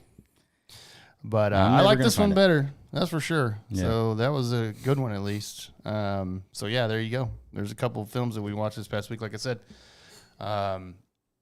So yeah. Do you have one? Do you already have one queued up for? I was going to ask you if you did. If not, no, I didn't even think about it. So all right, well we'll find something, bro. All right, we'll find something. There'll be another review next week. We'll just have to surprise you with what we come up with. Like I said, these are random. Yeah. So there's nothing like, well, obviously we did Roadhouse because it just came out. We'll do kind of that, but we also do like these random ass movies that we've either seen or haven't seen, or if it's been forever. Yeah. So there you go. The Descent, 2005, bro. Check it out. Okay. A few other things. Actually, I don't have anything else before sports if you do. No, I don't either. Okay. We're ready to jump into sports. I just Good realized. Yeah. There's not a lot to talk about with the NFL. It's been really. Ever since we did the free agency frenzy, then there hasn't been a ton of things going on. The only thing that you mentioned that I had in my notes as well is Aaron Donald announced his retirement. Yep. And that was 10 years career. He was arguably the best defensive lineman in the game, probably the best defensive lineman, and for a long time. I mean, every year. I think he made the Pro Bowl every fucking year. Probably. Yeah. Yeah, he was really good. So you won't get to see that guy anymore. He won a Super Bowl with the Rams, and then still dominating. I was kind of shocked. Yeah. I was kind of like, damn, dude. I didn't realize he was ready to call a career. I didn't either, yeah. Still, like I said, still dominates, bro. And he's only 32. Yeah, that's kind of a weird. That's what I was weird. I was like, well, I thought he was going to play for at least 3 or 4 more years. Yeah. Yeah, I don't think he ever gave a reason why. I just think he just was done, I guess. I didn't see why. Yeah. I didn't see why at all. He was with the Rams his entire career. I know a lot of these dudes are more aware of the CTE stuff, so maybe that might play a role in it. I don't know. But, yeah, that's still a pretty young age to go out even for the NFL, man, 32. Yeah. I mean, like I said, I thought he was going to play for 3 or 4 more years. Yeah. So 32 years old, 10 years, all with the Rams, like I said. First in St. Louis, and then obviously when they moved to L.A. But dominant, bro. Yeah. Probably the best defensive player. Made a lot of money. So yeah, a ton of money. He'll be fine when it comes to that. And I'm sure he'll probably be on whatever he wants to do. I mean, I don't know if he's wanting to go. He'll probably ESPN start a podcast, bro. Yeah, or that. That's what they're all doing nowadays. Yep. And yeah, if you got a following like that, you're fine. You're gonna blow up immediately. Yeah. That just shocked me. I was kind of like, man, that's just kind of a young player, and not like he was shit either. Right. So it's pretty crazy. But Aaron, that's really all I saw for the NFL, by the way. Yeah, that's really all I saw. I didn't really see too much because, like I said, after the free agency frenzy, it's kind of quieted down a little bit. I don't want to mention the Cowboys. No, I don't care. Yeah, I guess the next big thing we got coming up is the draft. So yeah. The draft is probably less than a month away. Yeah. And then we're going to go live for that, apparently, and watch the first round at least. Yeah, I don't see why we should do any of the other rounds. No. Just the first round, yeah. The first round is the first night, and that's it. Yeah. You have a big pick. I like I said, I don't care about the Cowboys right now. I don't. Yeah. I don't care. Not at all. Nope. So, anyways, okay. Moving on to the potential. I say that because we're still waiting on a lot of things and a lot of news to come out about this. Yeah. Potentially the biggest scandal ever in Major League Baseball. And you've heard about this week. Shohei Ohtani. Obviously, first year with the Dodgers, signed a $700 million contract with the Dodgers. Had his longtime interpreter friend, Ippei, I forgot his last name. What was it? Mizuhara. Ippei Mizuhara, which was his longtime interpreter that was with him with the Angels the whole time, and then followed over with the Dodgers. I mean, he's like in the dugout the whole time. Like that's how like involved he is with Ohtani. And so, but we got this news. So they started the MLB season started in Seoul. By the way, that's the dumbest shit ever. By the way, the MLB had the Korea series or whatever they call a Seoul series of the Dodgers and I forgot who they played actually. Padres. Yeah, Padres. Sorry. Yeah. So they had them start that's 2 weird. games in Seoul, Korea, which I'm like, yeah, America's pastime, Seoul, Korea. I'm like, Yeah, and a week before actual opening day. the games were 5 a.m. here. Yeah. And I'm like, okay, thanks. And they blacked them out in California or something. yeah, I they heard. did, yeah. Like, so, okay, what's the fucking point? Yeah, MLB, good call on that, Rob Manfred, you dumb bastard. Yeah, that guy sucks, bro. Yeah. So they played those, right? Well, after the 2 games, after the second game, we got news that the Dodgers fired Shohei Ohtani's interpreter, Ippei Mizuhara, because of the first thing I saw was because of massive theft. Yeah. Massive theft. That's the first thing I saw. You're like, what the fuck? Yeah, from stealing $4.5 million from Shohei Ohtani. And immediately I was like, that doesn't make any sense, because if you were watching the highlights and some of the game or whatever, like they were joking around with each other in the dugout. Yeah, that first series. Yeah. Yeah. And so, and then like a couple hours later, they fire him, and Ohtani finds out that his best friend really stole $4.5 million. I'm like, doesn't make any sense. And the massive theft was because he has a gambling addiction. And I was like, oh shit, that's not good. Yeah. But then more news kept coming out a little bit. This all came, and everybody was really, you had to be careful basically too. The misinformation out there is insane. Yeah. 100%. So you really got to be careful who you're getting this from. And so Ippei Mizuhara apparently did an interview with ESPN before this, and then then they didn't run it because he said I lied about everything. So this thing has got holes left and right. It's an insane fucking story. Yes, and where we're at in the story is we still don't know the entire truth. Yeah, we don't really know what's going on. We know that Ippei Mizuhara was making these bets with an illegal bookmaker. Mm-hmm. First of all, everything that they're doing is illegal because you cannot gamble in California, which is where they were. Yeah. Right. And that apparently Shohei Ohtani had no idea this was going on, had no clue $4.5 million was missing from his bank accounts, no clue. Yeah, right. But then when he found out about it, he wired money to cover his friend's debts, which is illegal. Yes. And his names are on at least 2 wire transfers that I we've think seen. I just saw There's more an news coming updated out? like 9 different transfers. I mean, his name's on those, so that is not good. That's very bad. Now, when this first came out, it was already the bookmaker who is illegal was already under investigation by the federal investigation. Yeah.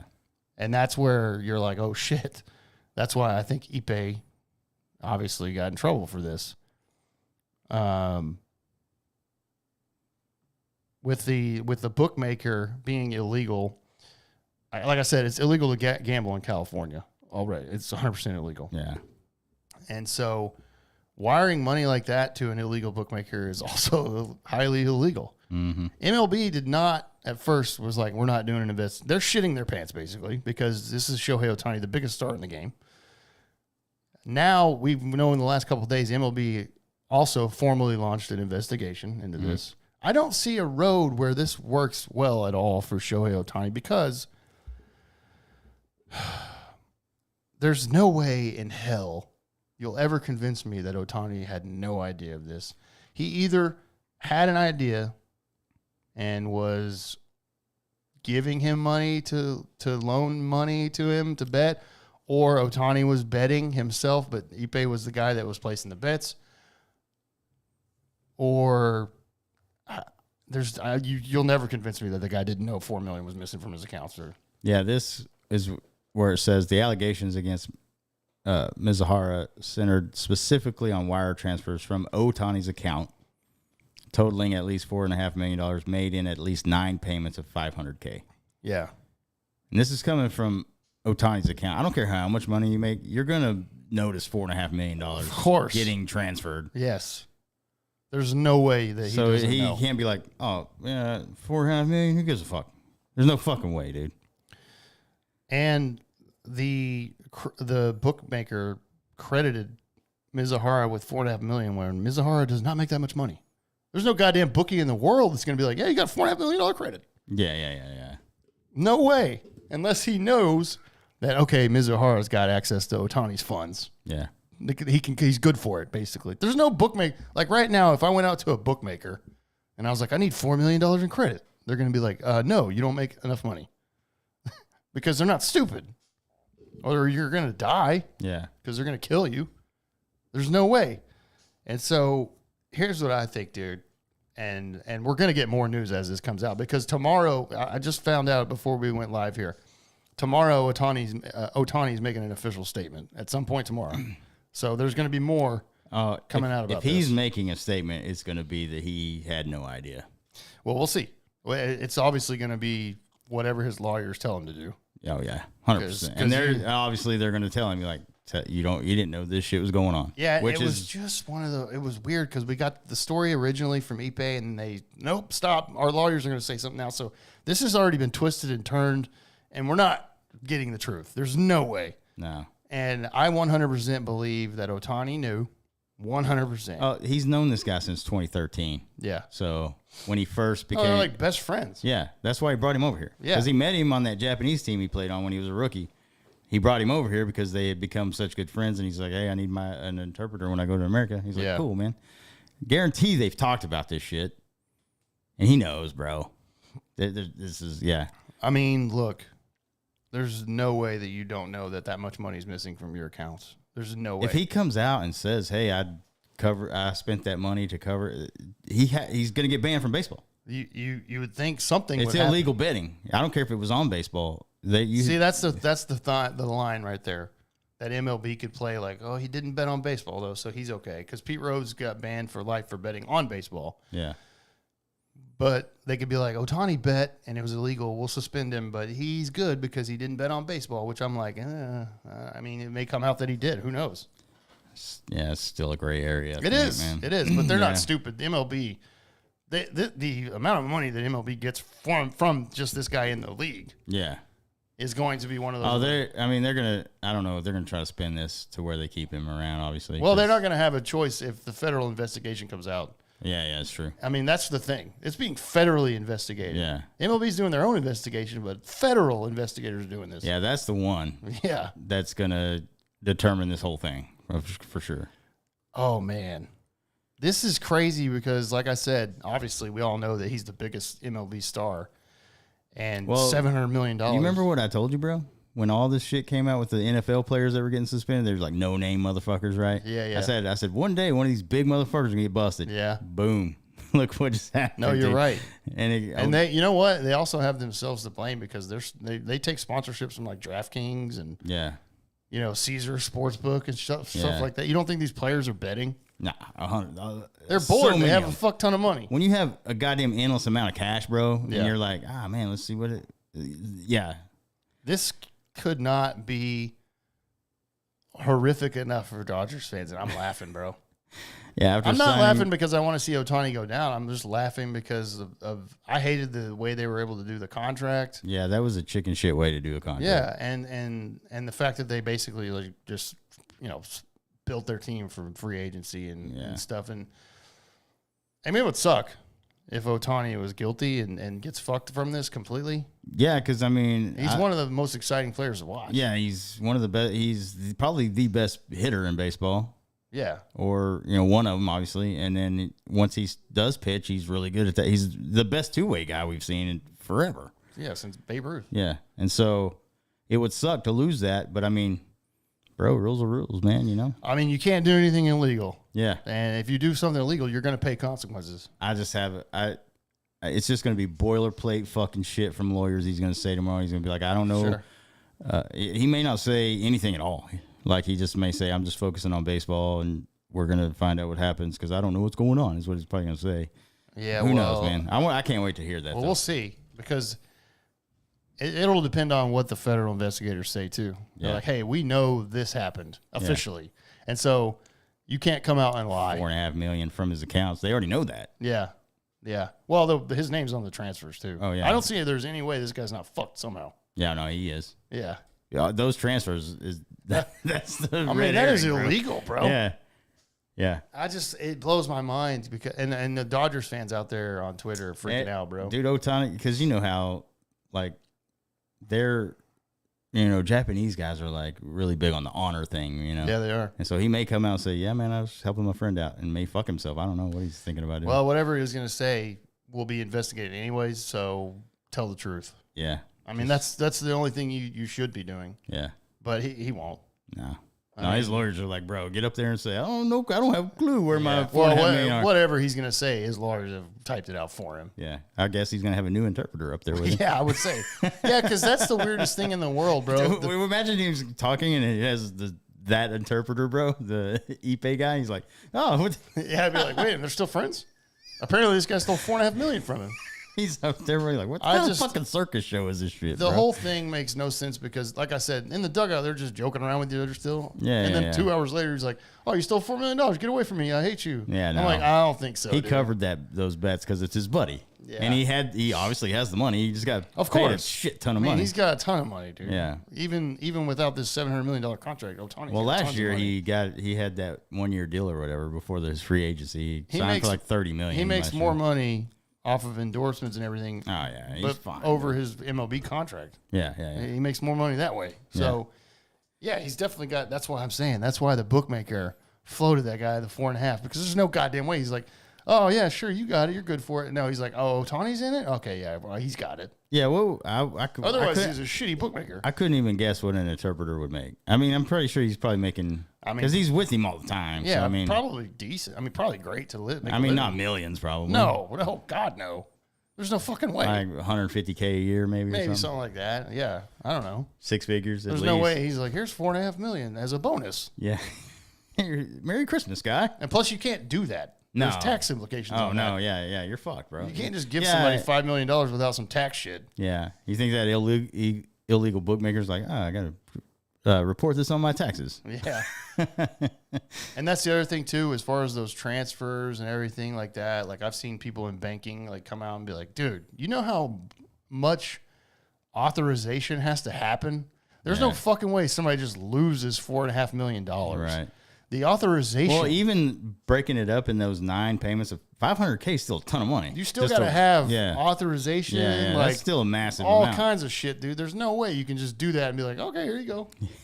Yeah. Hey, I just want to transfer some funds today. And it's like, how much? $4.5 million.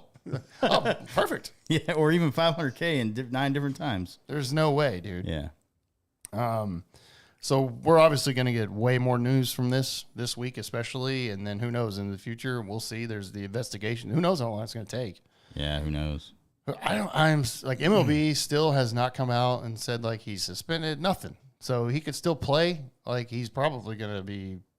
I mean, we'll see how much this plays on his mind in the games or whatever when he's playing. Because I mean, it can't be good. It can't be good.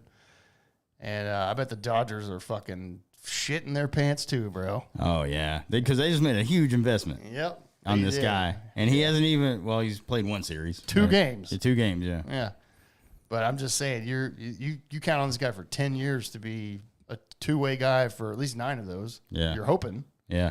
And all of a sudden, 2 games in, you got this like I said, this could be the biggest scandal ever. Yeah, it could be. I mean, Pete Rose was massive too. Don't get me wrong. Well, I mean, this will be the biggest one since then, Yeah, 100%.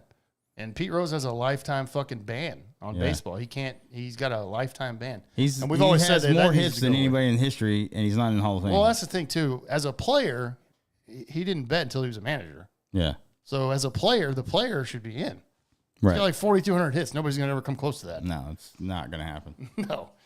Yeah, so it's insane that this happened, bro. And I'm like, holy shit, this happened to the biggest fucking star in Major League Baseball. The biggest star. And so it's one of those wait and see kind of things. We want to, I've seen a lot. Like I said, it's easy to get a lot of misinformation out there. Yeah. You'll see that shit on Twitter all the time. And you're like, oh, you can't believe it unless it's an actual trusted person. Right. Or news outlet or something. Jeff Passan, bro. Yeah, like Jeff Passan or fucking Ken Rosenthal. Yeah. One of those guys. But well, ESPN. We got to see all the news. They grabbed this real quick. Well, they were the ones that apparently interviewed Ipe at the beginning, and then he was like, I lied on everything, don't run the story, and so they didn't. So it's fucking wild, bro. It is, man. So we'll see.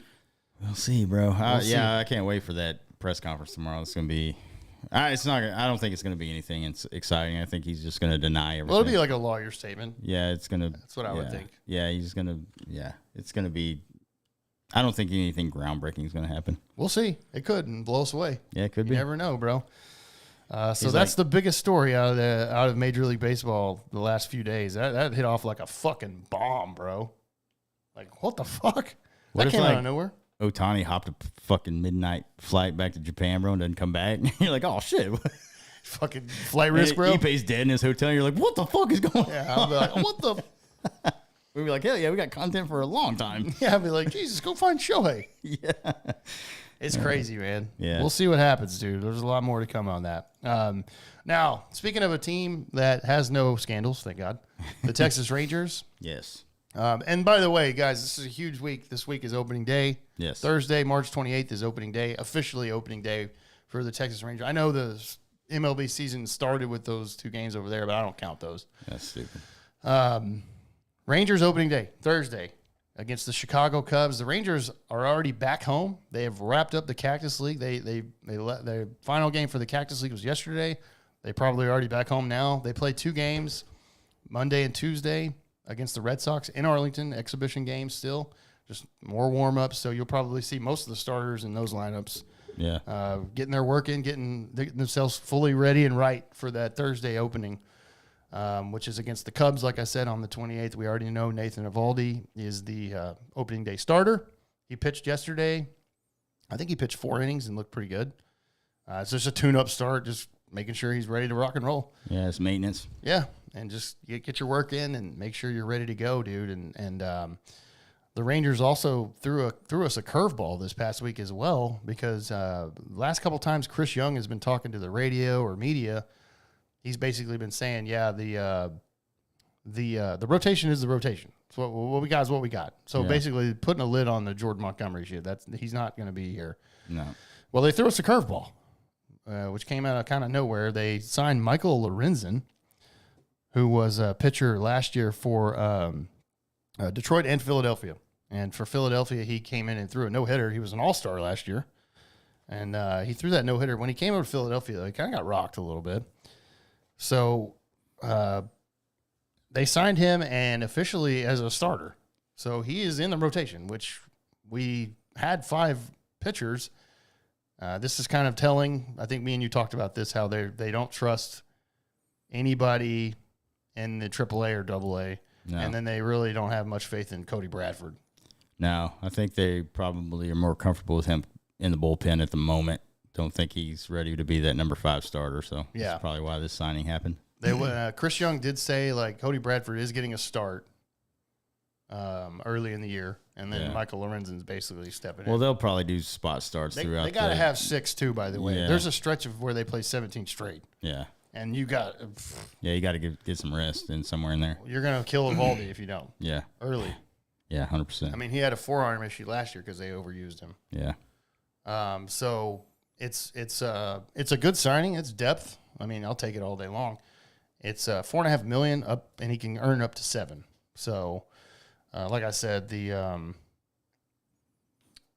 depth piece that it adds is really good for you, and this will 100% put your 0% now that Jordan Montgomery comes here. That's over. No. I mean, that was already kind of over anyways for me, but now it's 100% over. Yeah, definitely. If anybody thought that it was going to happen, it's no. Yeah. And he's still not signed, by the way, and we're 4 days from opening day. Yeah. Yeah. He's fucked, man. Yeah. I mean, I don't get that. I don't either. I mean, we know Blake Snell went to San Francisco, but one of the top free agent pitchers. Just wants too much fucking money, man. Yeah. Too many years, too much money. Nobody's giving you 7 years, dude. Yeah. So, anyways, man, the Rangers are looking ready to go. Like we said, officially, Wyatt Langford made the opening day roster. Official. Kind of knew that. He was killing it in spring. Yeah. He's killed it everywhere he's gone. Yeah. And so we kind of said, if this guy has a good spring, he's definitely going to make the roster. Yeah. So he is. He's on the roster now.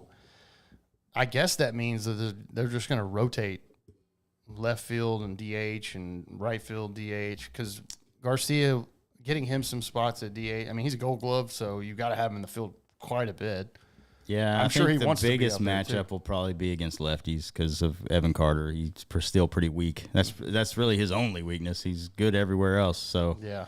maybe whenever a lefty's on, Langford will probably be out in left. I would imagine you're right. And then there might be games where Adolis gets DH and Langford's out and right, whatever, you know. I don't think he doesn't play anything but left. Is that right? Yeah. I mean, you could play anywhere usually in there. Yeah. He's not exactly known as like a super defender. Yeah. Well, we'll see. Been okay, but like I would say, I'd keep him in left and then DH Garcia some, but I mean he's a Gold Glover, so you got to have him out there quite a bit. Yeah. He probably wants to be out there too. Yeah, I'm sure. Evan Carter could DH a little bit. It's just options, but you got to, if you're going to have Wyatt Langford on the line, he's 22 years old. He needs to be in the lineup every day. Yeah. I mean, off day here and there, but Chris Young came out and said, our intention is to play Wyatt Langford in the field most of the time. I'm like, I don't know how that works. Unless they fucking bump Tavares and put Carter in center and Langford in left. Yeah. Tavares is like, gets a lot of days off. And that's Carter's natural position is center field. So yeah, it is. He will be our full-time center fielder at some point, but I mean, I guess. I mean, maybe that's what they're thinking. Maybe they're just saying like Tavares is going to be on the bench way more because he's got to show us something. And Tavares could probably be used as a trade piece at some point down the road, something. Yeah, it kind of sucks for Leote. Yeah. I mean, he had a good year last year. He fell off a little bit in the second half, but the first half of the year, bro, he had arguments to be in the All-Star game. Yeah. And then he was big in a couple of spots in the playoffs. Yeah. So I don't know what their plan is, but if you got a guy that's hitting 360, 380 like Wyatt Langford, he needs to be in the lineup. I mean, it's a good problem to have. It is. What you got here. You got to when you look at that outfield, you're like, fuck, that's good. Yeah. If you're going to roll with Langford, Carter, Garcia, that's solid. Yeah. And then Tavares, obviously solid to be out there as well whenever. Yeah. You're going to need guys anyways. Yeah. Baseball's a long fucking season. Yep, exactly. That's why I love the Lorenzen signing. I'm like, that's great. It's a long season. We need help. Yes. One of those guys is going to go down. Maybe two. Maybe three. It's going to happen. Yeah, It's part of it. It's part of today's game, dude. Like, Yeah. I mean, these guys get hurt too easy now, so. Mm-hmm. Yeah, so excited. The season's here officially. We're not going to – next time we record, the season's already started. We've got the Texas Rangers kicking off on Thursday, the 28th. It's 6:30 p.m. game as well this year. We get the national game on ESPN because World Series champs. You get the national game. I did see that on Thursday and opening day they're raising the banner, and then I thought they were waiting to do the ring ceremony for Houston, but they're not. They're doing that on Saturday. So the Cubs they're getting the Cubs for both. So they'll do the banner on Thursday at opening day, and they'll presented their rings on Saturday. Okay. So I kind of like that. Get it out of the way. Yeah. You know, kind of like, why don't you just do it on the same game, by the way? Right. Get it out of the way. The players are probably like, it's awesome. We're so, happy about last year, but this is this year. Let's get this done and focus on this year. Right. And they should be saying that. Yeah, 100%. Yeah. So, but man, baseball season's here, brother. I'm pumped. We're fucking here. We'll be here on YouTube live for that game. Yeah, we're going to go live on opening day. So we'll be here watching it if you want to pop in with us. We're going to watch the Rangers kick some ass, hopefully. Yeah. I mean, it's just one game, but still. Yeah. It's when the games start counting. Right. So, very stoked about it, man. It's gonna be so fucking fun, dude. The baseball season's gonna be fun. Oh, by the way, I need to mention that Corey Seager and Josh Young both returned to the lineup yesterday. First time in spring for both of them. So both of those guys are back in the lineup, and I fully expect them to be on the opening day roster. Yeah. Or not. I mean the roster. I mean in the lineup. Yeah, Seager went 2 for 2, so I mean, I was never worried about that guy. Honestly, you shouldn't be ever. He's in the batting cage right now. I know he is. It probably is, bro. That's all that guy does. Yeah.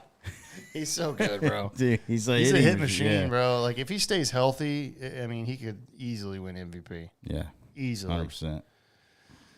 So, I'm very stoked about this year, man. I think it's going to be a great year. We're gonna go live for opening day and planning for a lot more. Yeah, to do that and see how it goes and just have some fun with it. And I mean, we've officially got we made our picks last week of the record. Mm-hmm. So I think I said 93 wins, and you said, what did you say, 90? 90. Yeah. So right there. I fully expect the Rangers to stay competitive for a long time. Yeah, the roster's too good. Yeah.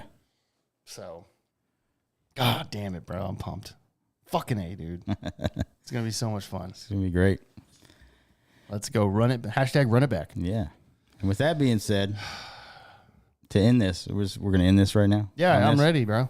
Yeah. So in honor of opening day this week, or coming up next Thursday, we're going to do a top 5 list that we haven't done a top 5 list in a long fucking time. Yeah, it's been a long time. And so we decided to do our top 5 baseball movies of all time. And so, if you're familiar with the show, you know that we do this. We go from 5 to 1, just alternating back and forth, and I get kicked off here. But number 5, my top 5, number 5 movie, baseball movie, is Major League. Major League. Fucking great movie. Comedy, dude, and it's so funny. Yeah.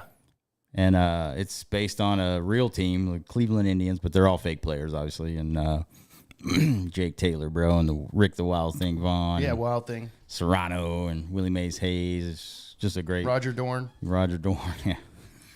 Oh, God. Yeah. That's the second one, but. Yeah. So, what's this Olay bullshit? Yeah. Lou Brown. Come on, Dorn, get in front of the damn ball. Just great. Yeah, he was perfect for that role. I put that in my number 5. I love that. Number 5 for me, top 5 baseball movies in my life. Now, again, these are personal to us, so. Right, yeah. I mean, your list could be totally different. Yeah. Number 5 for me, The Sandlot. Oh, wow. Okay. Man, I came out when I was a kid. Yeah. And so I watched the shit out of that movie, and it's a great fucking baseball movie. It As is. a kid, it's a great baseball movie. Yeah. It's got its funny parts, and then it has a lot of baseball parts. So I love that movie. I always have. So it's definitely up there for me. It's definitely nostalgia for sure. Yeah. Being a kid and having that come out, I was like, oh, this is great, dude. And I could still watch that movie today. Yeah. No, it's a good one. Love it. So. Yeah. Number 4 for me is the original Bad News Bears. Walter. I grew up watching that movie. It's from 1976. Obviously, I wasn't born until later, but I just grew up watching that movie when I was playing Little League and shit. And I just think it's a great movie for as far as like kind of shows you the kind of whole Little League ragtag kind of team, underdog type team. And yeah, and he was drinking the whole time. Yeah. And I know they redid that one too with Billy Bob Thornton, which wasn't bad, but I mean the original is fucking all time. Yeah, the original's good. Yeah, it's been a long time since I've seen that. Yeah, me too. But I thought about that and I was like, man, that's got to be in my top 5, dude. I used to watch the shit out of that all the time, dude. Yeah, that's true. Like I said, it's personal list. So yeah. Number 4 for me. I know this might be in your top 5. I would think it's in your top 5, but I don't know. It's whatever. But we both love this movie. Number 4 for me, For Love of the Game. Oh yeah, which is Kevin Costner, one of his many baseball movies. Yes, yeah, he's in a lot of them. For Love of the Game, where he's a pitcher.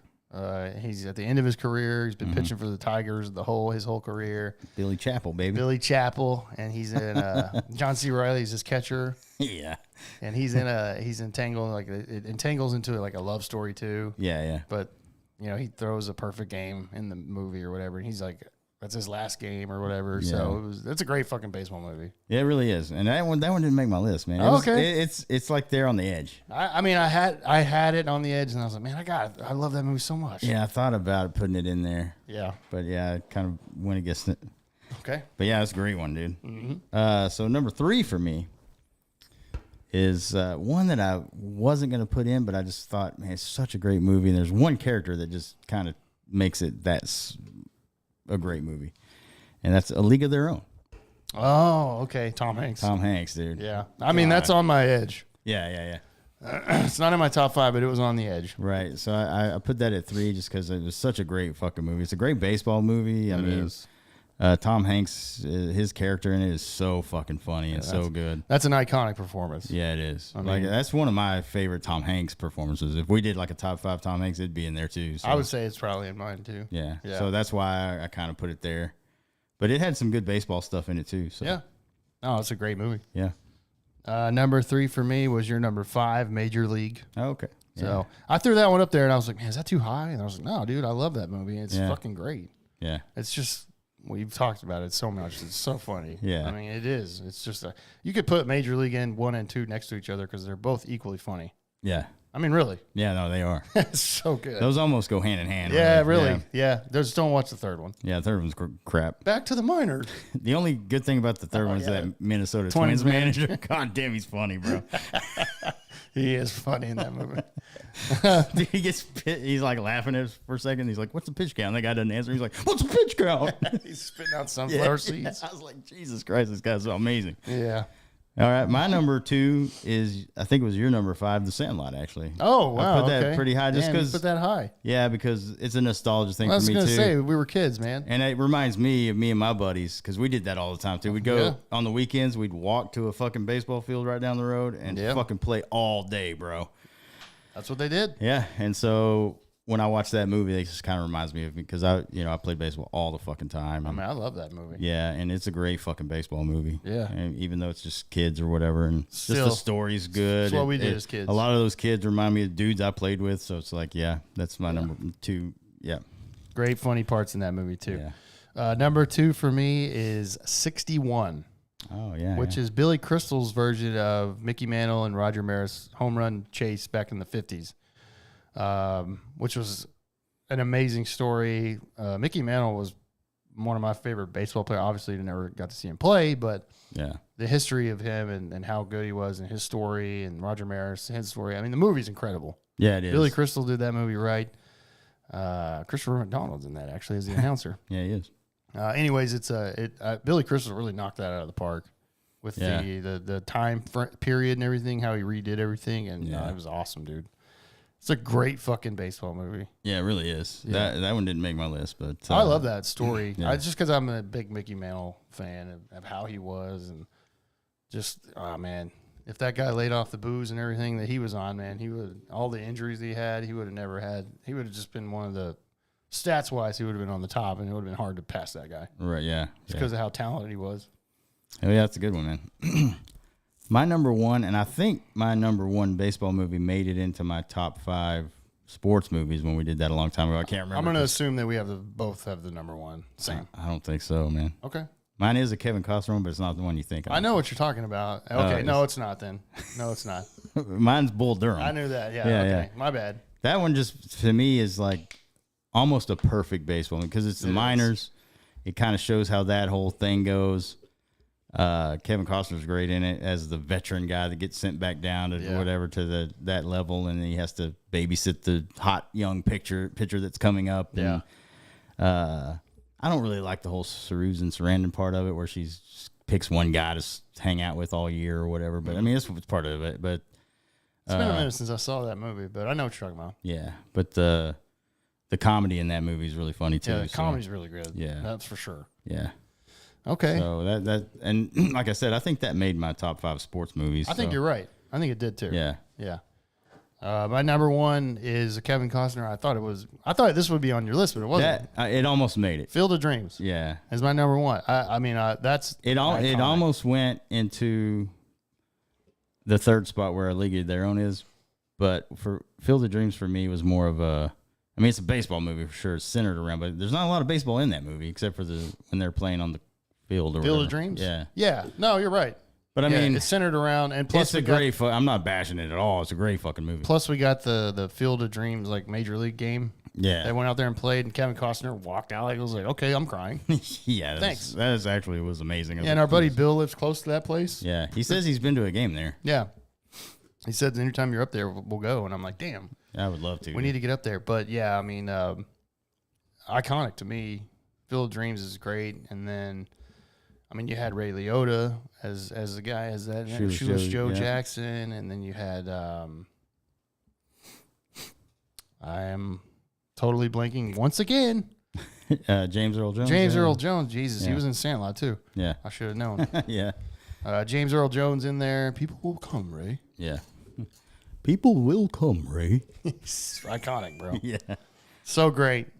So that's my number 1. God, yeah, damn, that makes sense, dude. Because any other maybe day, I would if I made another list like 2 or 3 years down the road. I'm surprised that's not on your top 5. I know it should be. Yeah. Now I'm starting to question, but dude, okay, so I'm solid with it. It's hard to make these lists, and others that were right there on the cusp for me. That I mean, there's a lot of good baseball movies. Yes. Others on the cusp for me were The Natural. Yes, that was right there on the edge. I almost put that in, bro, because that's an amazing. That's a great fucking movie. Yeah.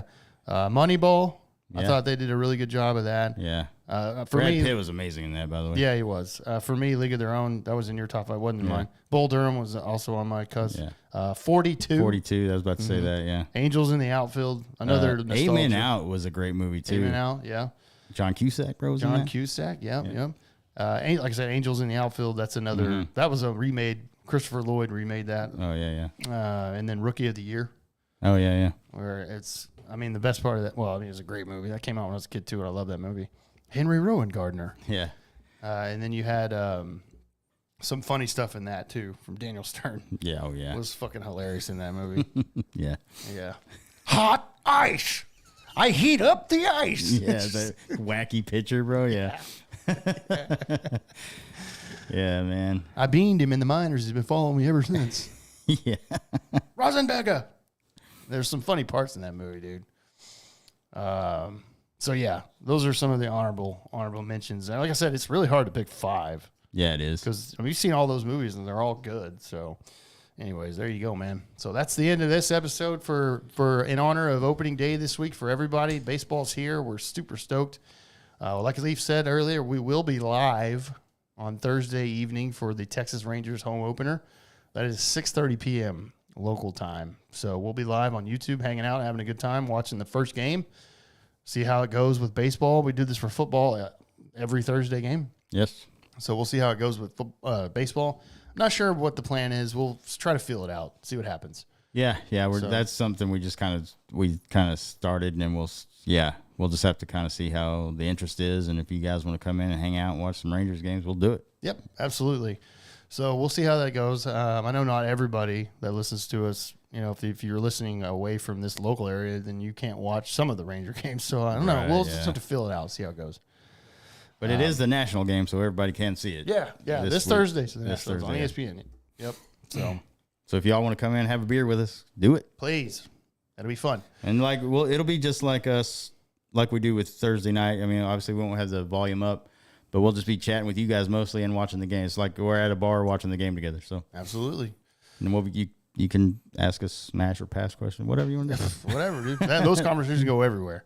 Who knows what happens in those fucking live streams? They're always fun to do. Yeah, exactly. So we'll go from there. But so thank you guys for listening. Be sure to follow us on social media, please. That's where you'll know what our plans are. We're on Facebook, Instagram, TikTok. Everything is at Eskimo Brothers Podcast. And then on YouTube, like Leaf said and we said, we go live on YouTube to record. We go live for other stuff as well. That's youtube.com/at Eskimo Brothers Podcast. And then on X/Twitter, whatever you want to call it, at Eskimo Bros Pod as well. So all those are going to be your best spot to know what our plans are. If you don't know us or haven't talked to us, let us know. Follow us. Mm-hmm. And then we will be letting you know what our plans are and everything as we move forward in 2024. And hopefully it's a great fucking year, dude. Hell yeah. And then, of course, audio as well. Yeah, audio comes out on Tuesdays every week on all platforms, but our big ones are Apple and Spotify, obviously. So if you listen on either one of those, if you go on Spotify, you just rate us 5 stars, please. And then on Apple, you can rate us 5 stars and also write a review. That helps out a lot on that platform. So if you got a couple minutes of your time, just go down there, hit 5 stars, scroll down to where you can write a review, click on that, and just give us a couple of sentences of that we're the best podcast in the history of podcasts. In the world. Out of the millions and millions. Yes. And that's every Tuesday morning we drop them. So that's right. Like clockwork, baby. There you go, man. So thank you guys for hanging out with us on YouTube tonight. We really appreciate it. And hope you have a great day, great night, great week. Hopefully see you on Thursday for opening day. Like you said, come and hang out with us. Baseball is back, baby. Baseball is back, baby. So cheers out there, everybody. We'll see you very soon. Cheers. This has been another episode of the Eskimo Brothers Podcast. Thank you for listening, and be sure to follow or subscribe to the podcast on your favorite podcast streaming service. And until next time, remember, an Eskimo Brothers bond is worth more than gold.